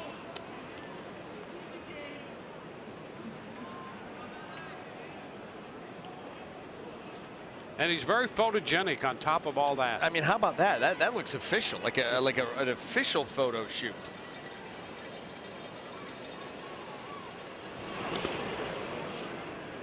Well, we made our piece today. That's great. Yeah, met him down in the tunnel outside the Rays clubhouse, and had a nice talk, straightened some things out. Yeah, well, as two gentlemen would. A lot of misunderstanding. Yep. Open those lines of communication. Well, Hunter Wood is on, and he has just walked to Oscar Hernandez. You don't want to do that after you've grabbed the lead. The Rays with 3 in the bottom of the 5th inning. Well, time to look ahead to next year. Opening day, the 28th of March against Houston right here. Here's the interleague breakout, mostly against the National League West. The Rays will be playing the Giants, the Dodgers, and the Padres on the road in interleague play out west, out of the National League West. Tellez takes the pitch for a ball. Pruitt and Milner up in the Rays bullpen. 1 on, nobody out.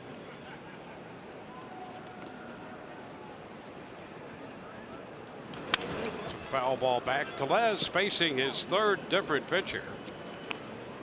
Stanek struck him out with a fastball back in the second inning. Yarbrough got him with that slow curve in the fourth. And now it's 1-1 against Hunter Wood.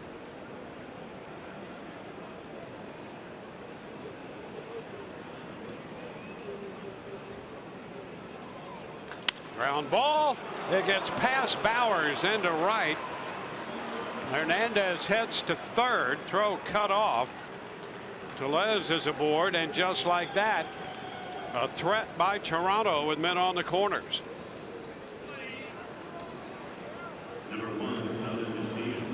Well, perfect placement by Tellez. No question about that. Didn't hit it overly hard, but he just hit it in the right spot. Bowers couldn't get to it with the dive, and immediately Toronto threatens. And Vladimir Diaz due up. There's that base hit. Boy, rolled over it just a couple hopper right by the dive. Jake Bowers was not helped out. Look how shallow he is, because you're holding that runner on, and as he comes off the bag, he just has no range built in at all, and it gets by him. I'll tell you, that's one thing that, when you hold a runner on and that ball is delivered to the plate, you got to bounce off first base and try to close that ground a little bit, because you give up so much room on the right side. Open up a hole, and right there Tellez found it. Diaz has struck out and lined out to left.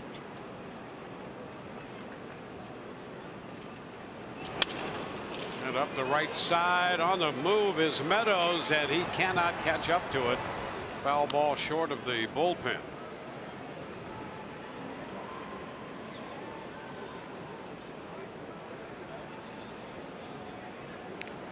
Strike the count on Diaz.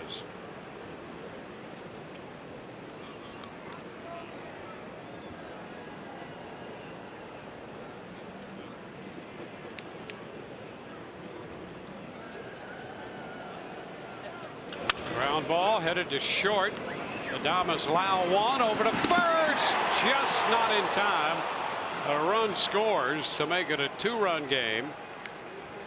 Hernandez crossed the plate. Tellez forced it second.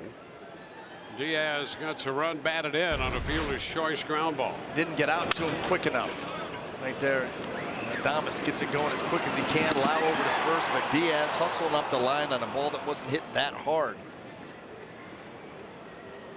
Well, 1 out in the inning with a run in, a man on, and Kevin Cash is going to make a pitching change. Wood faced 3 men, retired 1. Ball to the bullpen, brought to you by the Florida Lottery.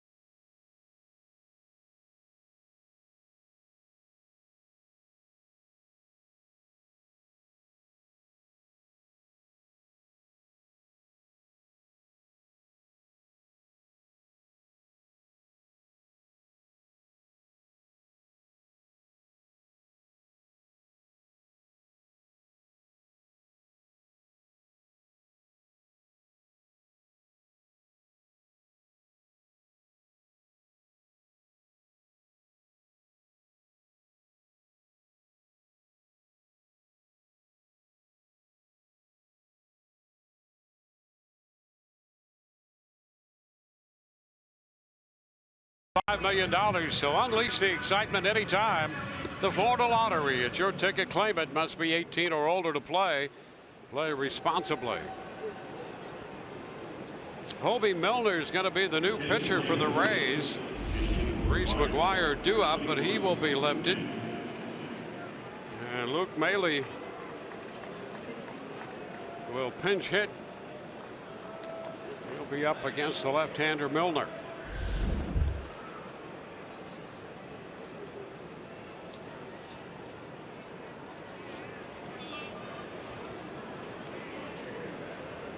So Maley the hitter with Diaz at first.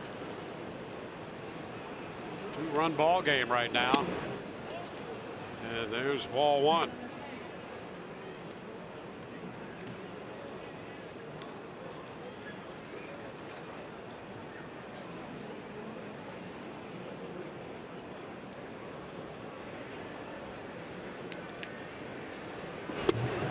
That's a strike around the knees. It's 1-1.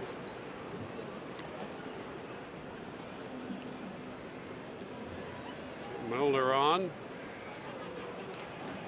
followed Stanek, Yarbrough, and Wood. And a move to first.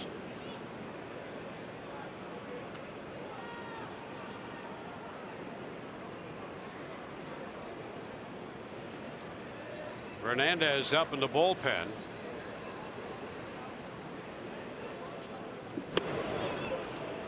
Two and one.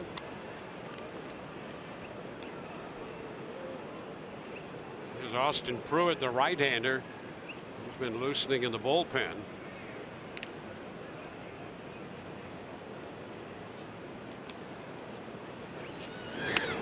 Now wide. It's 3-1.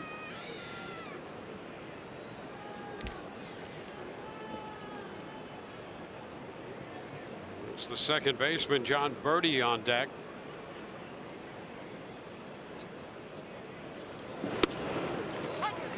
That's a strike. 3-2.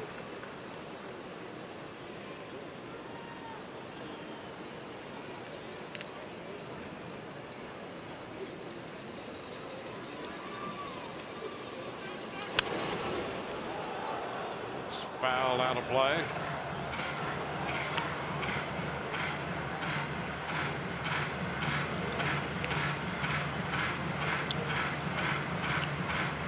The Rays have 5 runs, 5 hits. Blue Jays have 3 runs, 6 hits. 3-2 pitches, pop foul. That will carry out of play.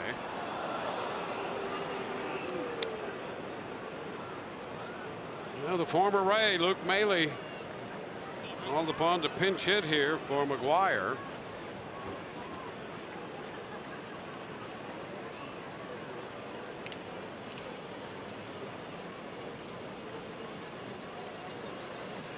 Three-two, and a popper back of first.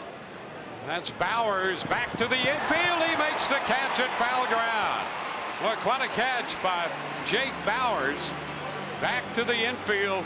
Little basket catch right there as he approached the bullpen. Well, these are extremely difficult, and you're right. Back to the infield, and you just over the shoulder grab it right down there by the waist. That is your Bonefish Grill fresh catch of the game.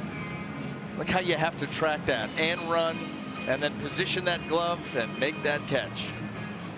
And that's going to be it. Milner faces one man, gets him.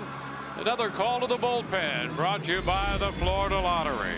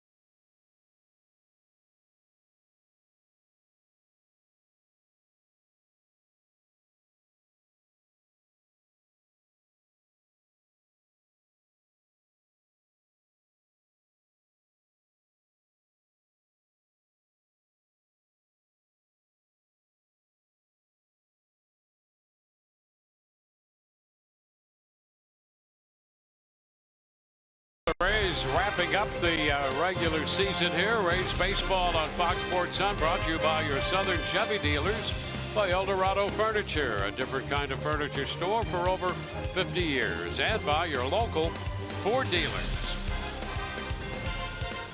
Austin Pruitt, the new Rays pitcher, and that first pitch is shot down toward the Rays bullpen. Birdie, who has gone out to center with a fly ball and lined to left, lined that one down toward the bullpen, and that young lady has herself a souvenir.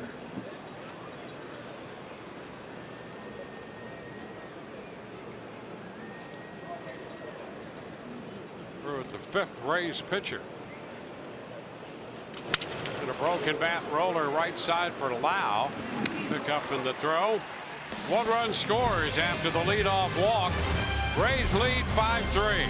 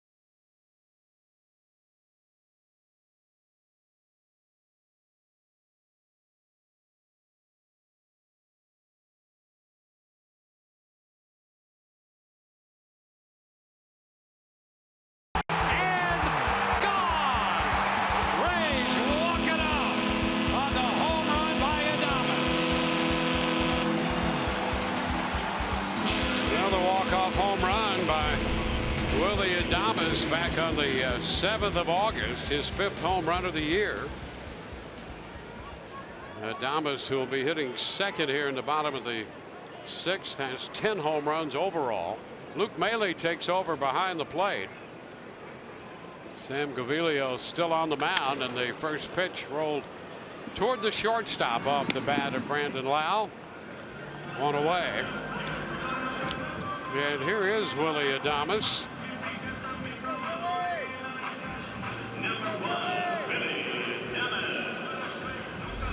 Well, Adames hit his first big league home run off Chris Sale. That was back the 3rd week of May.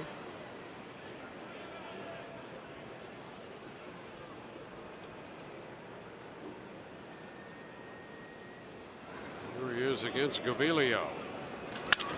And a one hopper, and that ball skips past Birdie on the short hop. Well, that ball got on him in a hurry, and that's going to be a base hit for Adames.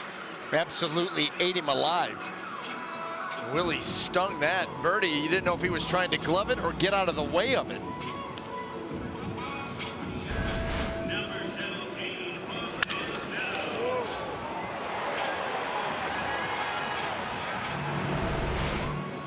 One on, one out now. Adames picking up his first hit of the game. Here's Austin Meadows. Rays carry a 5-3 lead into the bottom of the 6th.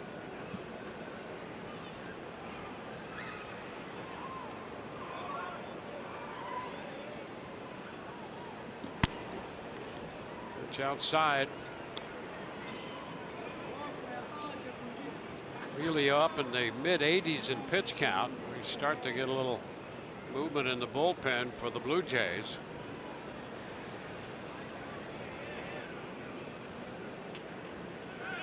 Runner goes. The pitch is lifted Into left. McKinney's there to make the catch. 2 gone.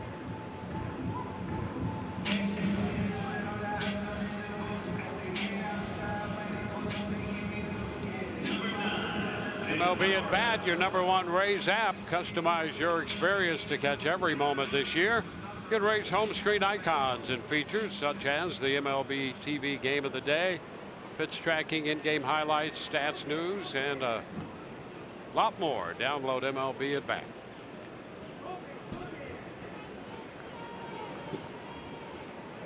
Jake Bauers.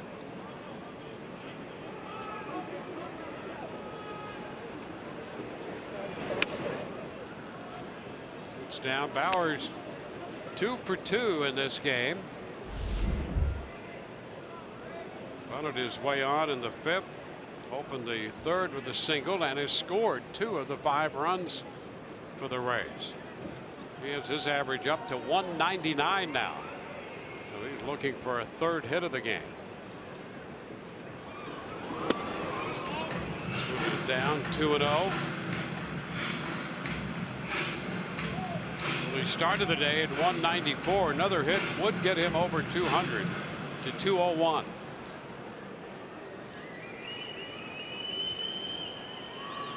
Off to a pretty solid start with the Rays and then struggled. There's a long one down the right field line, but it will hook foul. Home run distance, but foul. That's what we were talking about earlier, Dwayne, is you get off to that quick start. The league starts to look for, okay, we got to pay more attention to this guy. Where are the holes in his swing? Where are the areas that we can exploit? And so then all of a sudden adjustments are made, and now it's up to Jake Bauers to counteract that. And so that's the back and forth that you're going to see your entire career. A good thing for Jake is he has the blueprint now on what these teams are trying to do. Takes the ball down. It's 3-1.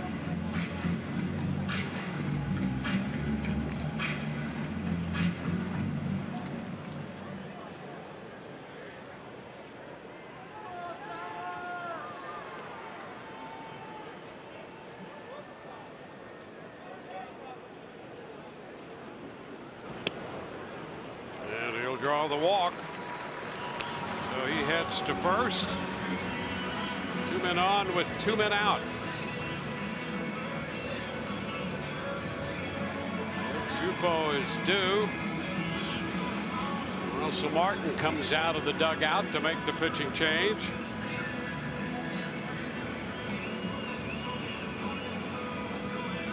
Up 2 men on with 2 men out. Fernandez ready in the bullpen.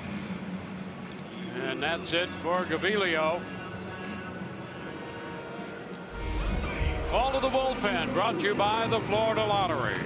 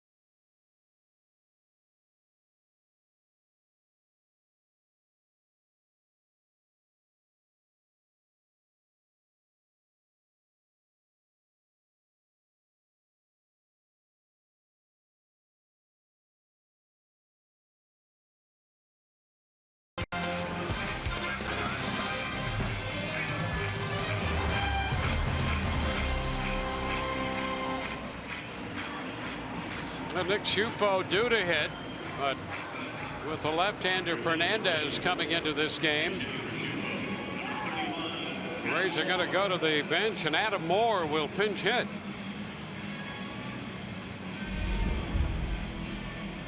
So the veteran catcher will come on to hit for Schufo.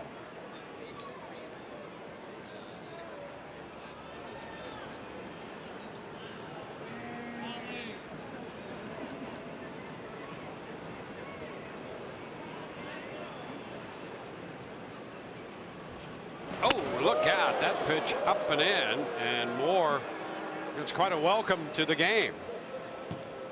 1 ball, no strikes. That little, it looked like a cutter up and in, and just kept boring in. There it is. Cut fastball, tracking right up around Moore's shoulders. Well, Moore homered off Fernandez here the other night, and that was quite a welcome on that first pitch. 2-0.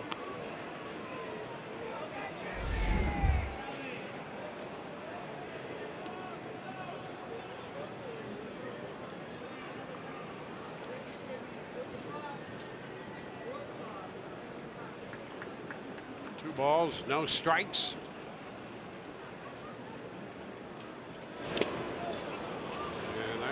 Low.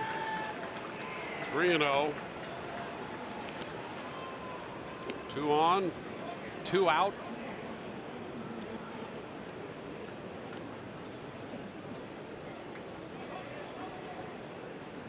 Alex Smith on deck.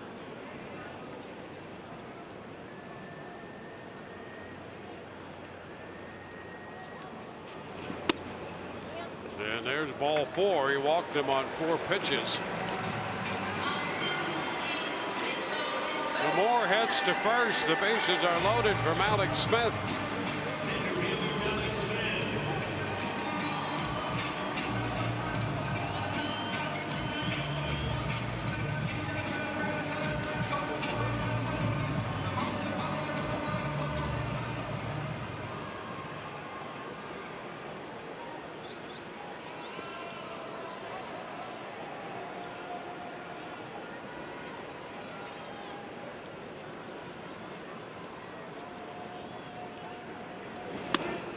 Alex takes one upstairs, so that's 5 pitches out of the zone from Fernandez. Yeah, and not showing the ability at this point to make the adjustment. That's why you see Luke Naley out there trying to coax him along. There is nowhere to put Alex Smith. He's got to make a pitch here at some point.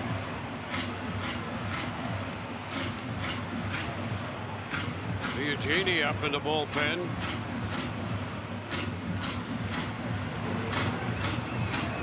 Alex with a walk, fly ball to left, and an RBI single. 296 on the year from Alex Smith. And he got a little piece of that one, a foul ball. 1-1, a fastball in there. The Rays 5 runs, 6 hits off Gaviglio. He's responsible for 2 men on as he leaves, and now the third man to reach, the responsibility of Fernandez.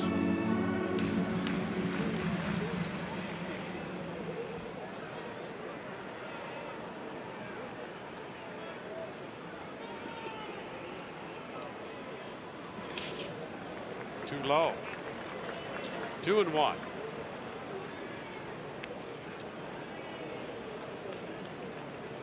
Alex Smith against the left-hander Fernandez.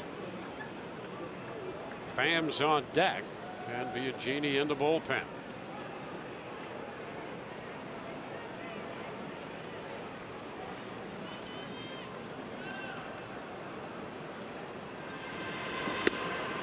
A strike on the corner. 2-2.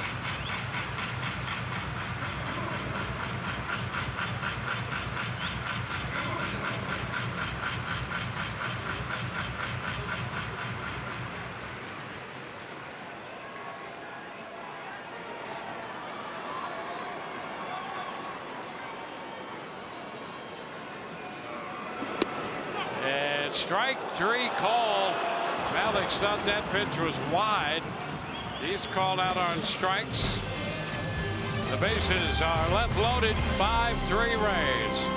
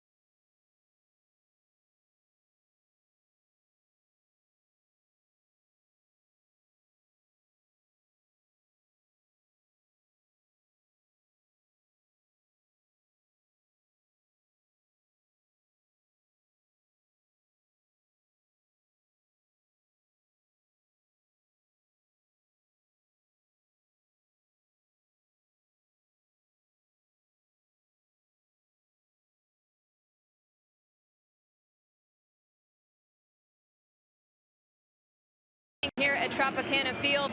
Well, Joey Wendell is on pace to break Rocco Baldelli's club rookie record in batting average that he set back in 2003. And right now, Joey Wendell ranks first among Major League rookies in average and second in on-base percentage. And Wendell was telling me how many unknowns there were for him during spring training and how he really just wanted to be the most well-rounded baseball player that he could be.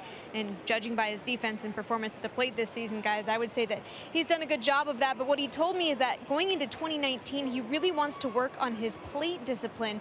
And then he mentioned his arm strength so that he could throw harder from the left side of the infield. And I thought that was a pretty specific thing to improve on, guys. Yeah, he's been one of the great stories really from the beginning of spring training. And anytime that you talked with Kevin Cash about what that squad might look like, he was impressed with him early in spring training, really from day one. And you talk about a guy paying off the confidence that Kevin Cash had in him. He has done that and more, Joey Wendell.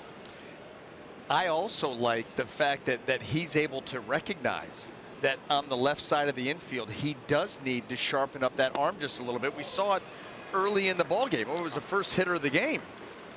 No.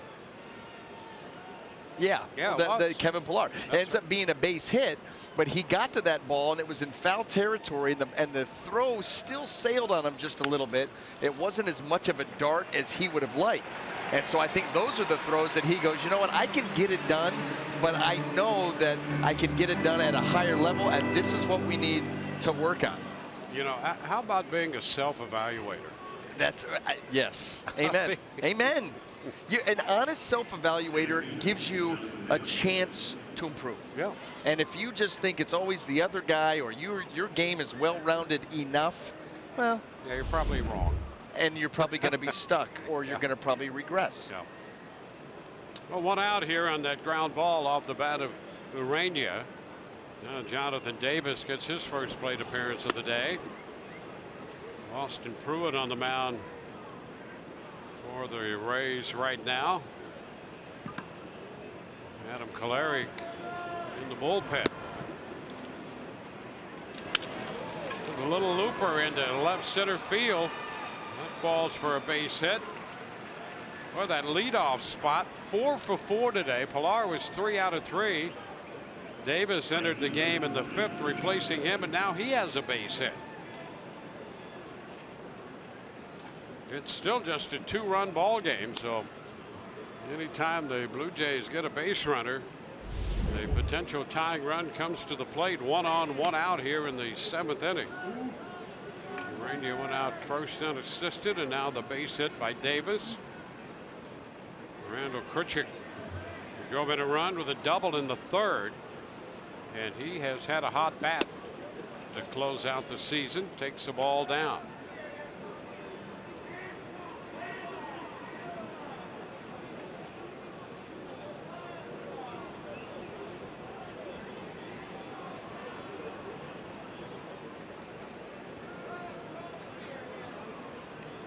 Runner goes. Pitch is inside, and the throw not going to be in time. Davis, a good jump, picks up a stolen base.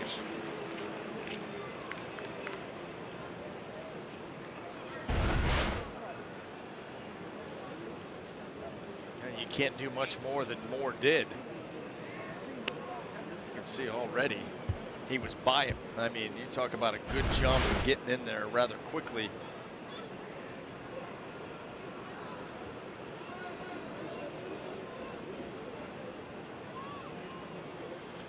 It's a foul ball, pitch in on him.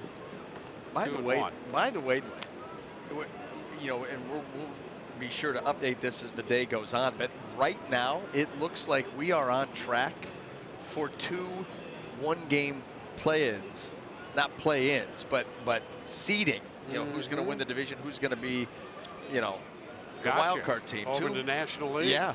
Of the teams that need to win, and you start talking about the Brewers, the Cubs, the Rockies, and the Dodgers, only the Cubs have even given up runs today. Wow. Spam taking care of Grichik's high popper into shallow left. Yeah, I mean, these teams out, and the Brewers were shutting out the Tigers. The Cubs were up big on the Cardinals. Wow. Rockies were shutting out the Nationals. So you may have 2 one-game playoffs tomorrow to determine who wins the division and who will go on as a wild card. That's exciting. Yeah, the Rockies way up 7-0 on the Nationals. Yep. Cubs, I think last time I checked, were 8-2. Yep, after 5. Cardinals hitting in the 6th at Wrigley Field. That juices things up. Now, the great thing is all 4 of those teams are already in the playoffs. They are in the playoffs. It's just who's going to be the wild card team, who's going to be the division winner. Well, there you go. Right now, they up to, how about the Dodgers? 14-0 on the Giants. So there you go. Dodgers win, Rockies win. Play tomorrow. One of them will win the division. The other one will go to the wild card game. Yep. Same thing with the Brewers and the Cubs. That's fun. That is fun. It gives me something to do tomorrow. You too, for that matter. 2 balls, no strikes.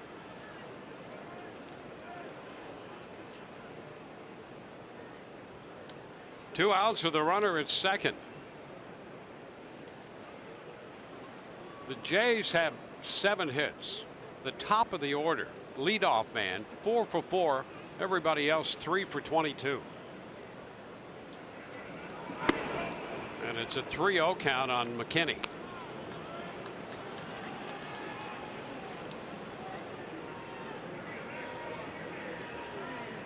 Hernandez on deck.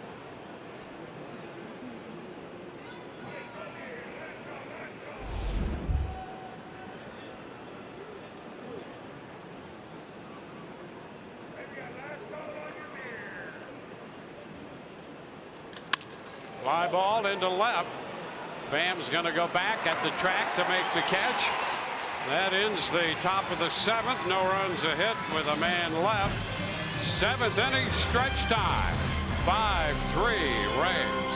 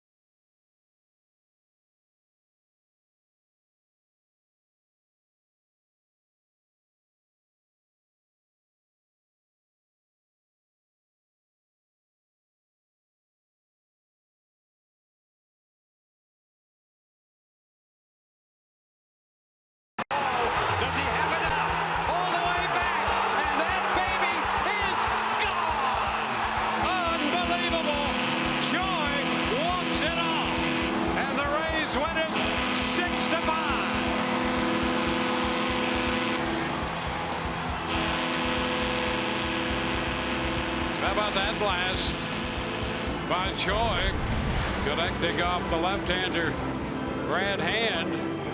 He's been an interesting development for the Rays, coming over from the National League, and they've been very impressed with him. And giving him some pop from the left side and get an opportunity to get out there and get some work at the DH in the lineup against right-handers. And ironically enough, gets that home run off Hand, the lefty, and a nasty lefty. Well, we go to the bottom of the 7th inning. The Rays have the lead in this one.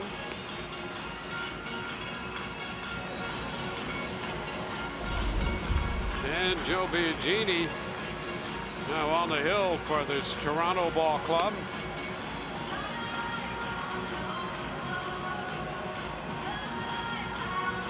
Tommy Pham with a walk and a triple, run batted in, 2 runs scored today, and he continues to reach base 32 games in a row now for Pham. Picked up that triple in the 5th inning. That's 6 triples for Pham in 39 games with the Rays. The T-Mobile's built for baseball, and here he is in the bottom of the 7th.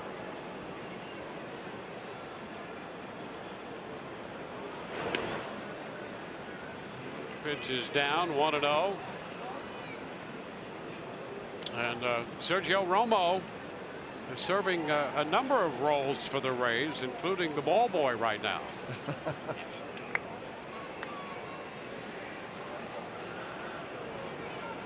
First time we've ever seen a ball boy with a beard.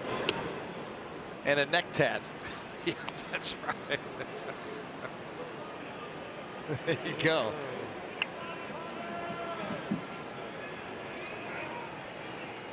Two balls, no strikes.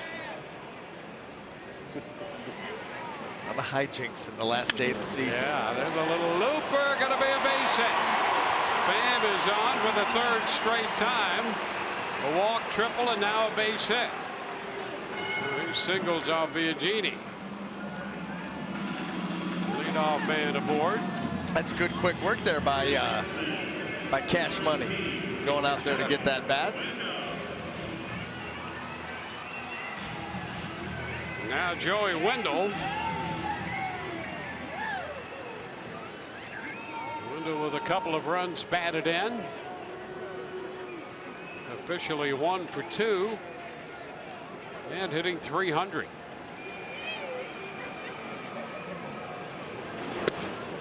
This pitch is a strike.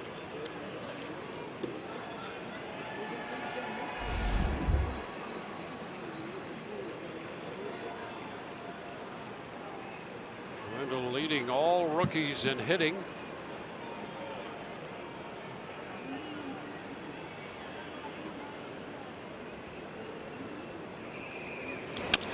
Chop right side. Velez with the throw back to second. They're going to get the force there. So Pham is forced at second. A fielder's choice puts Wendell at first. Nice little play there by Rowdy Tellez, coming off the bag, gloving that ball, and a little sidearm throw on the run. Go get it.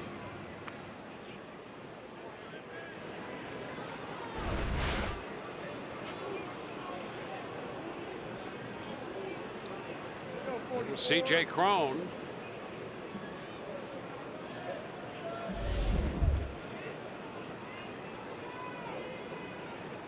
Cron looking for his first hit of the game. There goes Wendell. The pitch is a strike, and the throw will not be in time. Joey Wendell picking up his 16th stolen base. Steals his way into scoring position. And right now in this ball game, doesn't matter who the batter is. Wendell's lead not that big, but he does get a pretty good break off of first there with Biagini, who takes him a little while to get things going.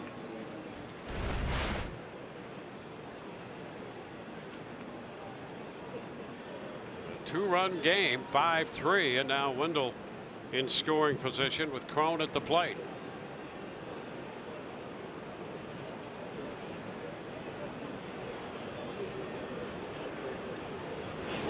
And this one will bound away, and over to third goes Wendell. The Rays move Wendell 90 feet closer on a wild pitch.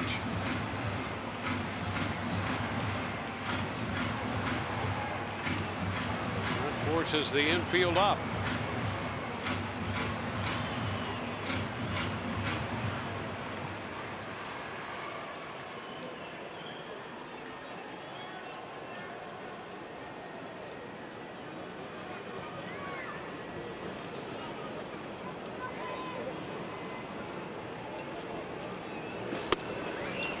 Stairs. 2 balls, no strikes.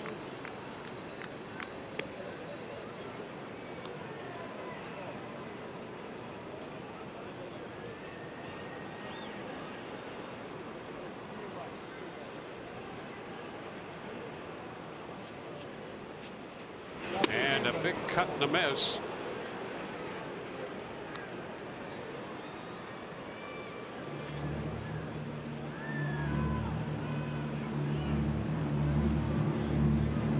Wendell at third base, 1 out.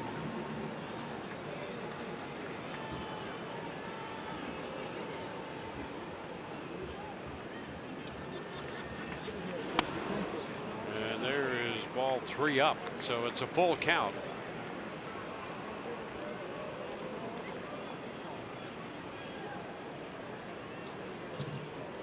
Rays trying to pick up an additional run. They had the bases loaded in the 6th inning. Did not score. And there is ball 4. First and third. It will be first and third for Brandon Lau. Second baseman, number 35, Brandon Lau. Lau has struck out twice, has grounded out.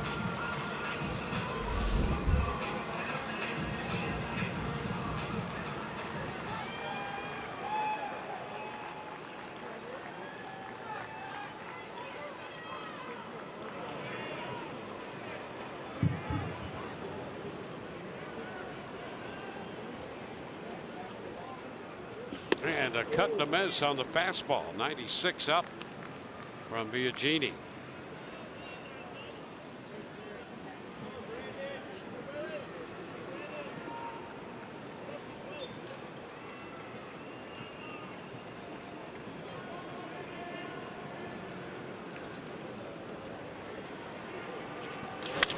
Wow, sends it into left. McKinney back to make the catch. Wendell's going to score. So a sacrifice fly as Lau sends it out to left, and the Rays again have a 3-run lead.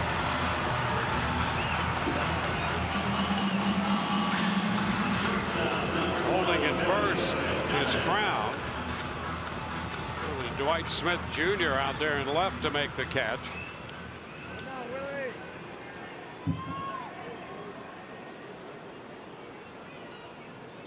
So a run home, 2 outs, a runner at first for Willie Adames.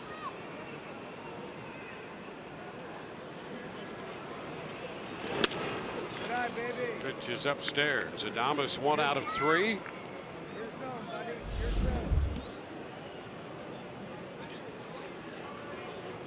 was at 275 on the year.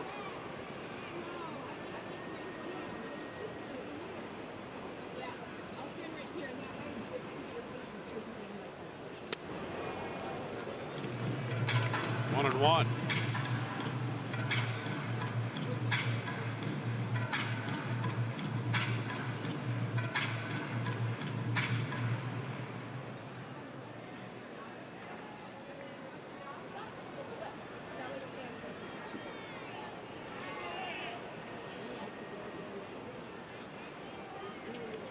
Ground ball, that's going to go through the left side.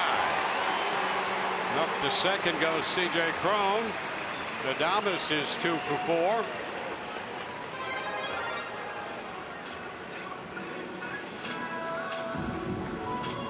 Rays gather their 8th hit. Try to keep the line moving, try to continue to build on this lead. And Austin Meadows looks for his first hit of the day.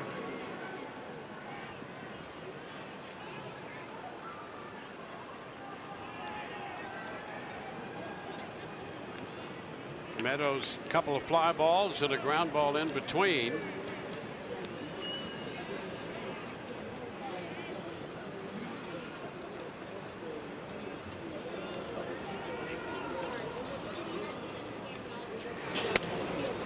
Pitch is a strike.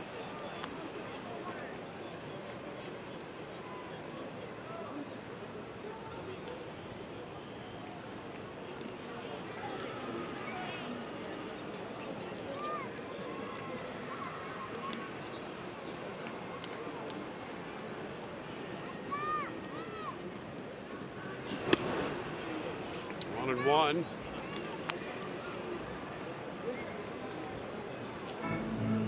Thomas at first, Crone at second. Ferrari up in the bullpen for Toronto.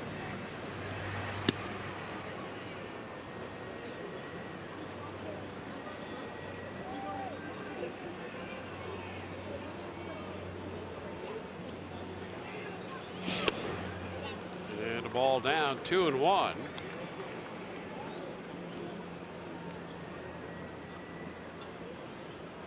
Adames at first has had 3 consecutive 2-hit games in this series. 6 for 12 right now in this series. And that average up in the mid 270s. It's a foul. And a nice little protection job there on the backhand. Did not have a lot of time to react. That ball sliced by Austin Meadows down there. It's your one job.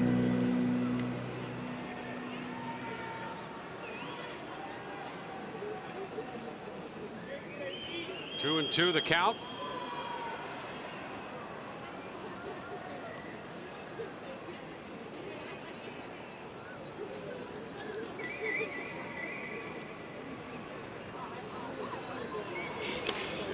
Ball 3. So full count and the runners will be off. Tell you what, Biagini, first of all, is in no hurry at all to deliver the ball to the plate. And you just wonder, at the end of the day, does it start to hurt your rhythm? Does it start to hurt your command? We've seen pitches, a lot of deep counts all over the place. And really, I mean, we've seen the Blue Jays an awful lot here the second half of the season. And while his walk numbers are not terrible, we have seen an enormous amount of deep counts and very deliberate out there and taking a lot of time, and you wonder if it's counterproductive. Well, he's 3-2 on Meadows, and he just walked him to load the bases. And so the pitch count will escalate.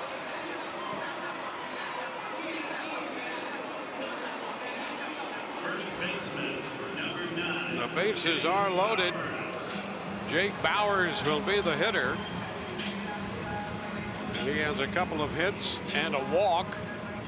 He has scored 2 runs.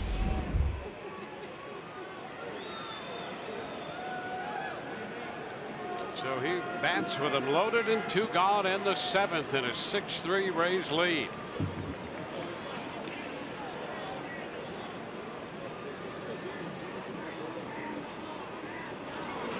The pitch up the left side. That ball is going to be fair and bound down into the corner where Dwight Smith Jr. chases it.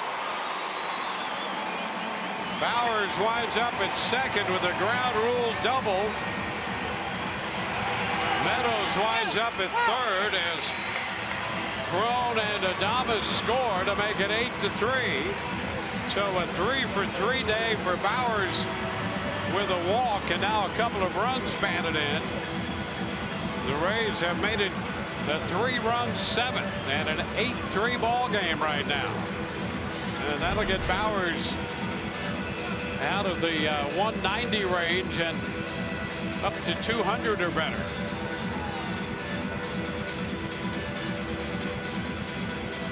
Down the left field line, and that's it. Genie will depart. The Rays build this 5-run lead. Call to the bullpen brought to you by the Florida Lottery.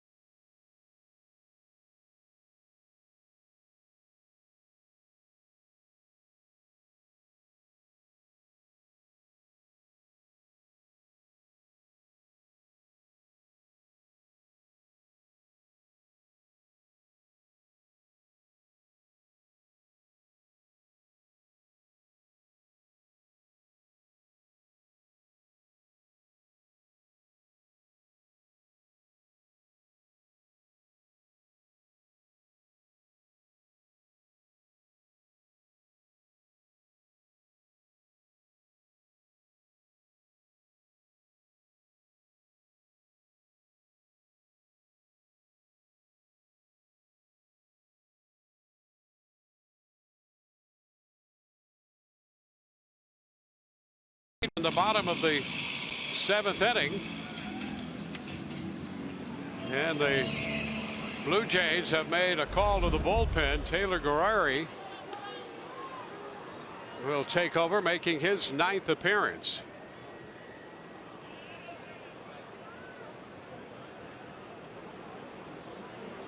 Adam Moore is at the plate, and the first pitch is a ball.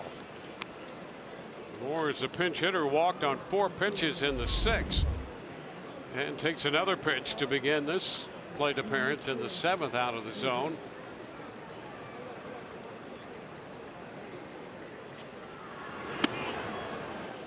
Two and 0. 2 men in scoring position. Bowers with that double driving into puts his average up at 201 right now.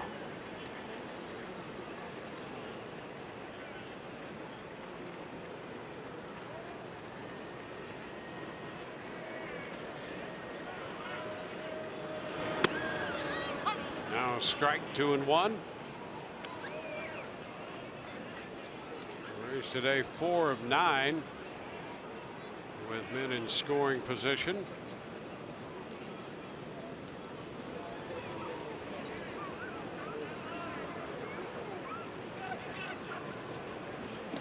And a big cut and a miss.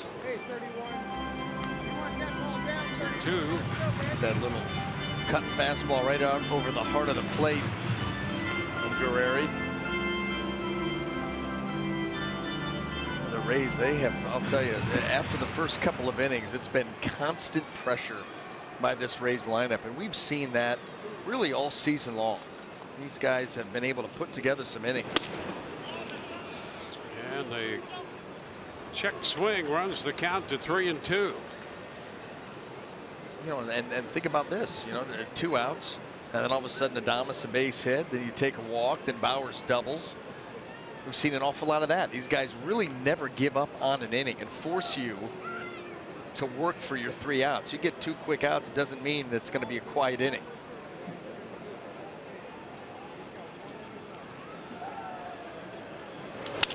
Fly ball center field. Jonathan Davis drifting back on it. 8 men come to the plate for the Rays. They scored 3 in the 7th and lead 8-3.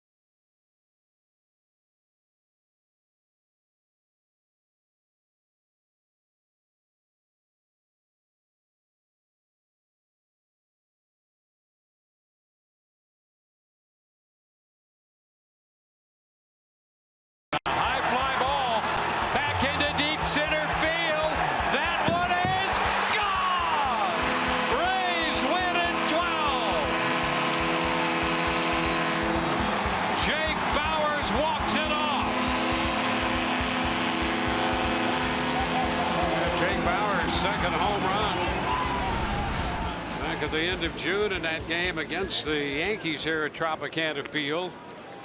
Bowers has put together a 3-for-3 day in this one with a walk, couple of runs batted in, 2 runs scored. 2 of those hits came off Sam Gaviglio, against whom he hit his first home run back on June the 11th against the Blue Jays. And we go to the 8th with the Rays holding this 8-3 lead. The Oscar Hernandez, it's a high popper back into center. Alex Smith makes the catch. 1 pitch from Austin Pruitt and 1 out in the 8th.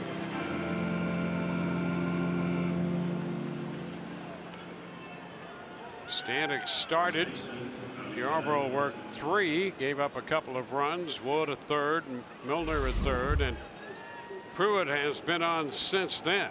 He got the last out in the 6th, worked the 7th, and now 1 out in the 8th.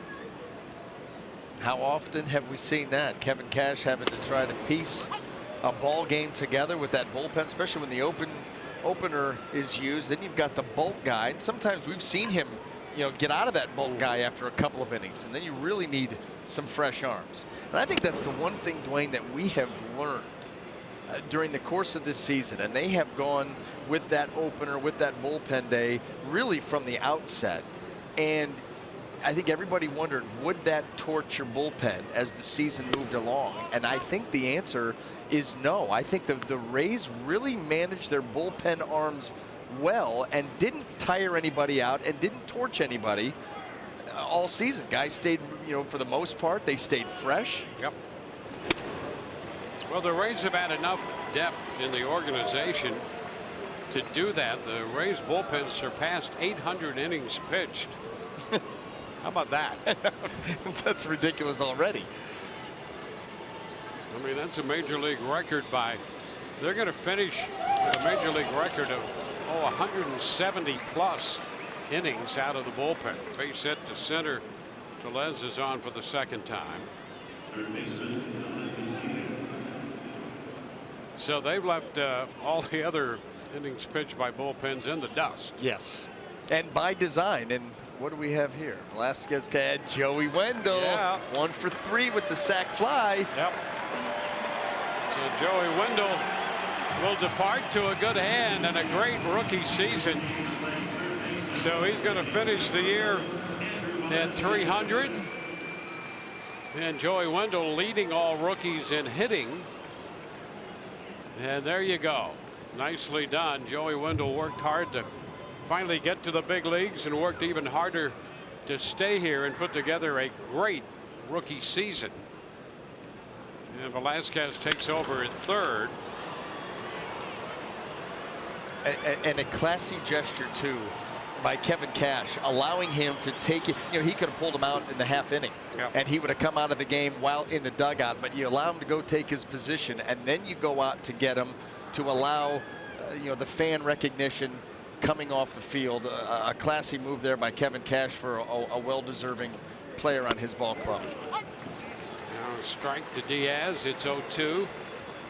Well, rookie season well done. He finished hitting, well, he came into this game hitting .310 in September. So, with his hit in this game, officially 1 for 3.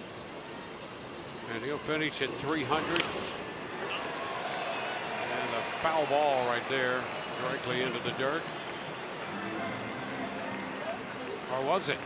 Well, no, I guess it wasn't. No, Dwayne, he called foul ball, but that ball did get into the dirt. It was a perfect scoop by Moore, but it looked like that ball got down to the dirt, like you said, which then would allow him an opportunity here. Yeah, Diaz. Let's see. Not yet into the dugout. He did foul it, and it did get into the dirt. Yep, but that's going to go as a strikeout as Will Little moves things along here. Wow. Don't go look at the tape. Don't go look at the tape. Be even angrier. Yeah, he's Luke Maile now. And there's a strike. Did I say tape too? I don't think they watch tape anymore. A little bit more sophisticated nowadays. Yeah, well, video, tape, whatever it is. Don't go look at it. Don't watch it.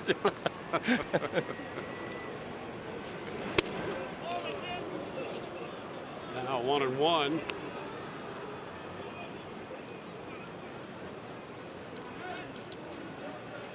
Velasquez down at third, taking over for Wendell in the 8th.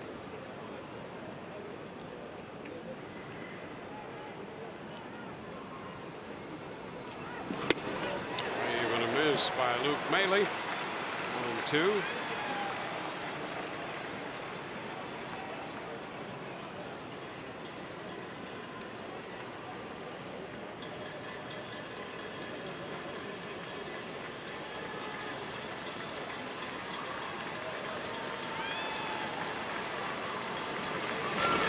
Blocked by Adam Moore. 2-2.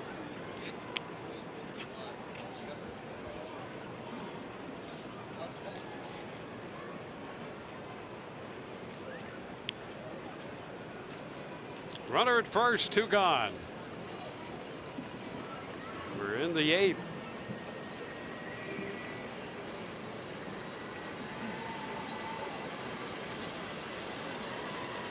The 2-2, he got him. Swing and a miss. Couple strikeouts in the inning for Austin Pruitt. Man left, and we go to the home half of the 8th. 8-3 Rays.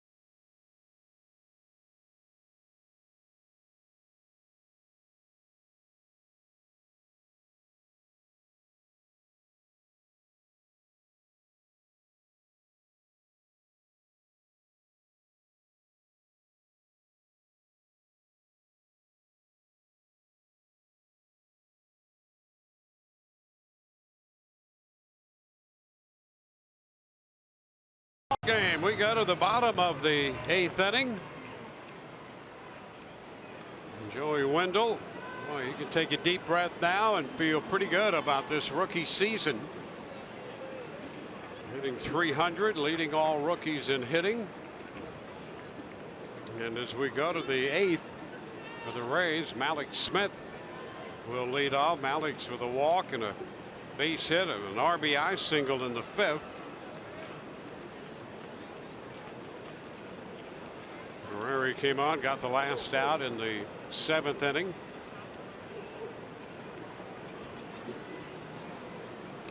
Malik's picking up a stolen base after he walked in the 1st. Picked up another steal in the 5th to give him 40 on the year. It's been a great year for Malik Smith.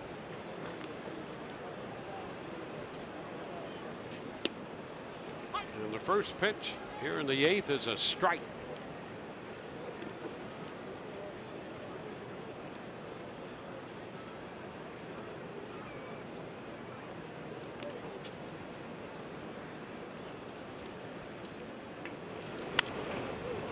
Fouls it back.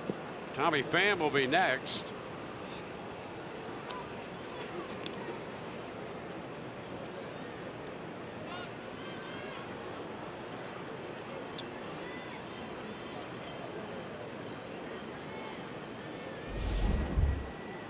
5 runs out the starter, Gavilio.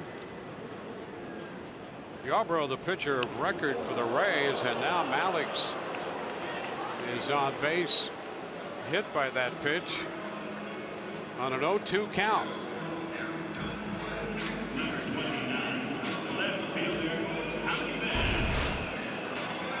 Really was not anywhere near, trying to come in and way too far in. Hamstring's going to feel that. Yeah, the last day of the season. Cannot be real thrilled with that missed fastball. Tommy Pham up the right side, down the line with carry. That one is foul. Wow, making a bid for a home run. He already has a triple, his 6th triple. By the way, 39 games, 6 triples for Pham since coming to the Rays. He had 7 triples in his time with the Cardinals. There's how close that came to being fair. 7 triples in 362 games with the Cardinals. Wow. 6 in 39 with the Rays. And he takes that one on the outside corner for strike 2.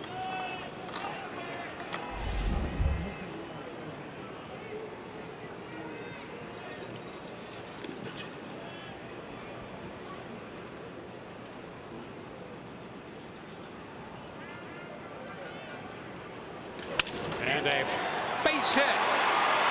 Murray tried to get the glove up there and could not make the catch. And Pham has his 3rd hit on for the 4th straight time. And what are the Rays doing again? And what more than likely should be the last time that they are up. And they continue to apply pressure. Alex Smith, 0-2, gets hit by a pitch. Pham with the base hit. And right now, 1st and 2nd, nobody out. They threaten again. Yeah, Smith, an 0-2 pitch, got hit. Pham, an 0-2 pitch, got a hit.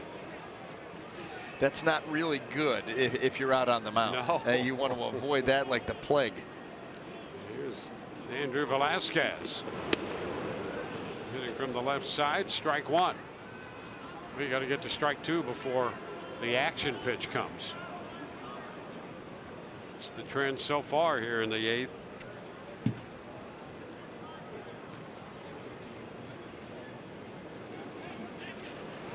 Oh, and he's hit by the pitch. Really? So the bases are loaded.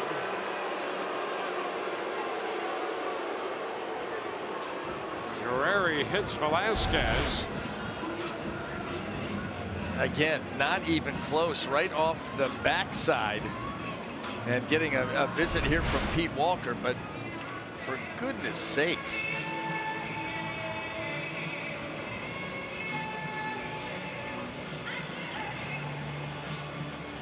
Well, while the Blue Jays talk it over, post-game presented by W.B. Mason, Rich Orestes and Doug all anchor the coverage from the set in left field. We'll break down game 162, and I'm sure take a look toward next year. We'll hear from Kevin Cash. He'll do likewise, and interviews from the clubhouse, so it'll be a busy Rays Live postgame. C.J. Cron with the bases loaded, nobody out in the 8th. Puts it on the ground to short. Urania birdie 1, first base 2. Malik Smith scores. Pham goes to 3rd, and Cron moves a run across the plate with a double play ball. The Rays make it 9-3. So no run batted in on the double play. Pham's at 3rd with 2 outs. Brandon Lau becomes the hitter. He drove in a run with a fly ball in the 7th inning.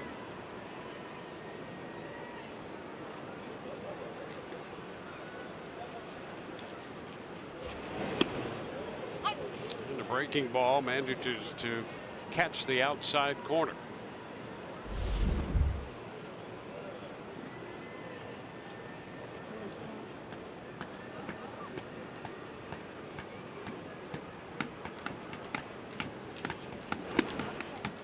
Gets away 1-1.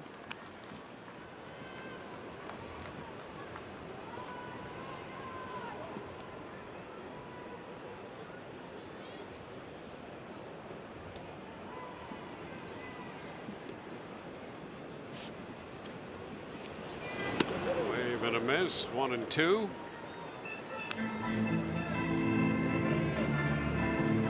He's got 5 runs off Gaviglio, 3 off Biagini, and now a run off Guerreri.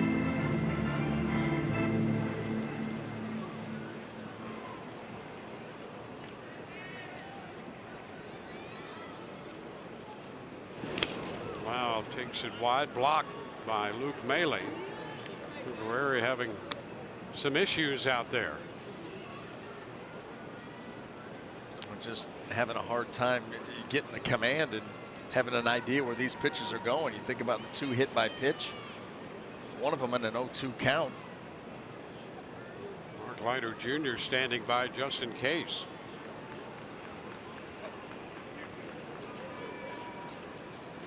And a ground ball right side, scooped by Tellez, covering Guerreri, and that will retire the side. Rays added run. We go to the 9th, 9-3.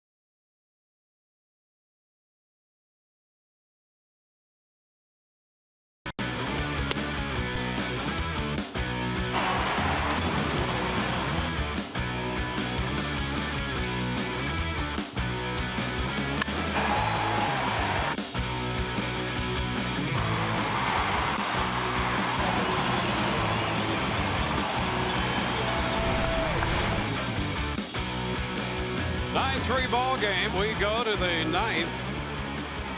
Rays lead this one. Austin Pruitt's on the hill.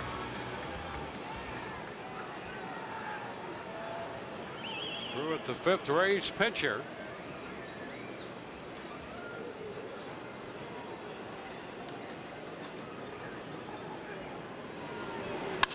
First pitch. This one is lined down the left side. Foul. John Birdie, the second baseman, leading it off. He's 0 for 3. Well, Ryan Yarbrough, the pitcher of record, he is in line to pick up his 16th win. He'd be 16-6. How about that? How about that? Out of the gate, 16 game winner. 2 and the 147 1/3 innings for him. That is economical. Yes. That is economical. And I'll tell you, the majority of those wins coming out of that bulk roll. And so, you say, well, you work in the middle 3, 4, 5 innings maybe. But guess what? You've got to be in there either, the game, you've got to pitch well. You've got to pitch well and maintain the lead or pitch well enough for the Rays to get the lead. Yeah, look, he's jumped ahead of all those other guys for rookie wins. Yeah, and maybe a +1 right there. Yeah. Toward right center field, here's Malik Smith. The net ball's going to get by him. It'll be chased by Meadows. Birdie's already around second on his way to third. And so he leads off with a triple into right center field. And Malik's livid. Had an opportunity for a highlight reel catch. And you can say the body language right there tells you that had him shaded that way, but that ball slicing away from him. Just jumped the glove.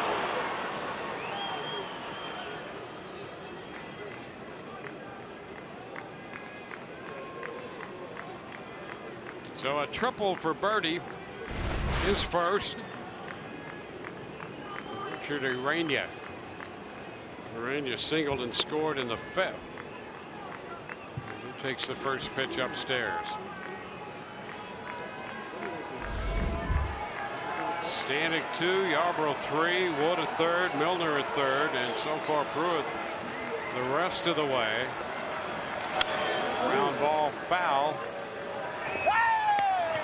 It's 1-1.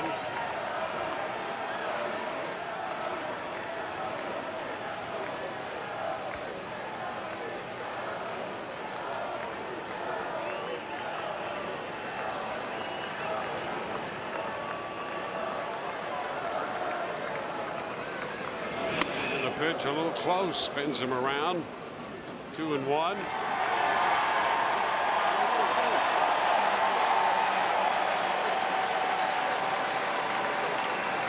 Teammates trying to get Wendell out to acknowledge the fans back at the dugout there. And here's the thing, knowing what we know about Joey Wendell, was that to try to get the fans to acknowledge him or just to make him feel extremely uncomfortable? The second, without question. Yep. That He is set a rookie record for the Rays, a club record for batting average for a rookie, hitting 300.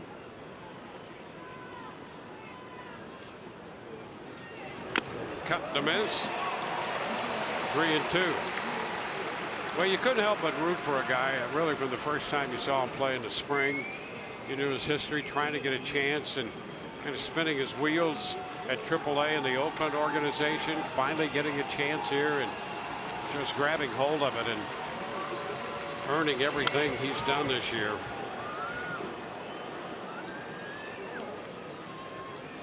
And we'll take a look there among rookies. First in average, 300, second in hits, fourth in runs batted in, on base percentage, first, runs second. That's a pretty good case. He'll be right up there. Yes, he will.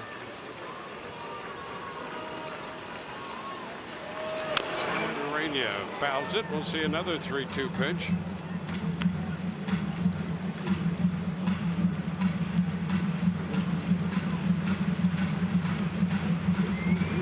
Rays are 9 runs today, 10 hits.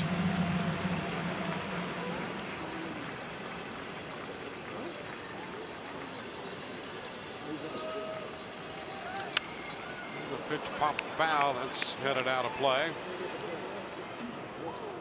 Rays with 716 runs scored on the year.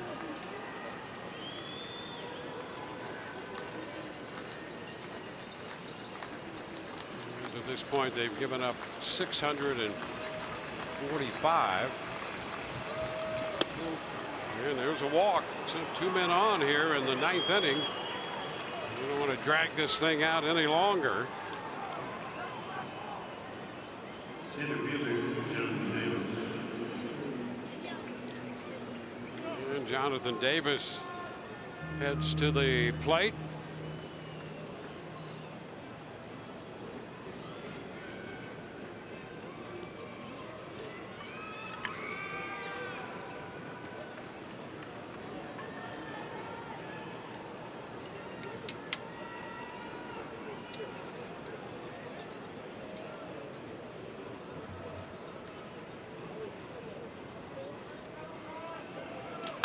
A tap back to the mound. Throw back to second, out there. Throw to first. Dug out by Bowers. Now man's going to try to score, and he will, and the throw is wide. So the Rays get the double play. And Birdie, who had delayed coming down the line from third, eventually does score. So it's 9-4. Dwayne, the Rays could have ended the season with a triple play. They could. That would have been a great way to end it. Right here, the feed by Pruitt. Good job. Okay, here comes Lau. That ball a little bit low with the throw, dug out by Bowers, and then here comes, I just lost the handle and rushed the throw. And luckily he did not dose him right there. Boy, got a little close there for birdie. By the way, every time you say that, shouldn't he be out in front of the Rays clubhouse, keeping an eye on things? I just saw him. We walked in, he was there. The next thing I knew, he was in uniform playing for the Blue Jays. Dwight Smith Jr. fouls it back. 1-1.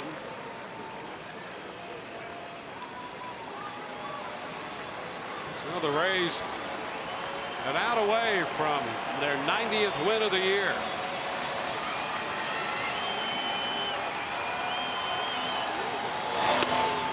Did he go? Yes, he did. Lance Barksdale down there to make sure that he did offer.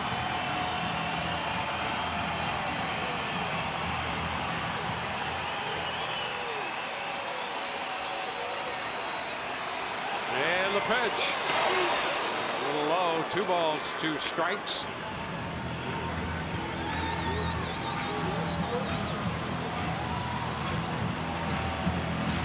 The Rays an out away from their 90th win, joining the Red Sox, Dodgers, and Yankees as the only teams with 6 90-win seasons since 2008, and this will do it.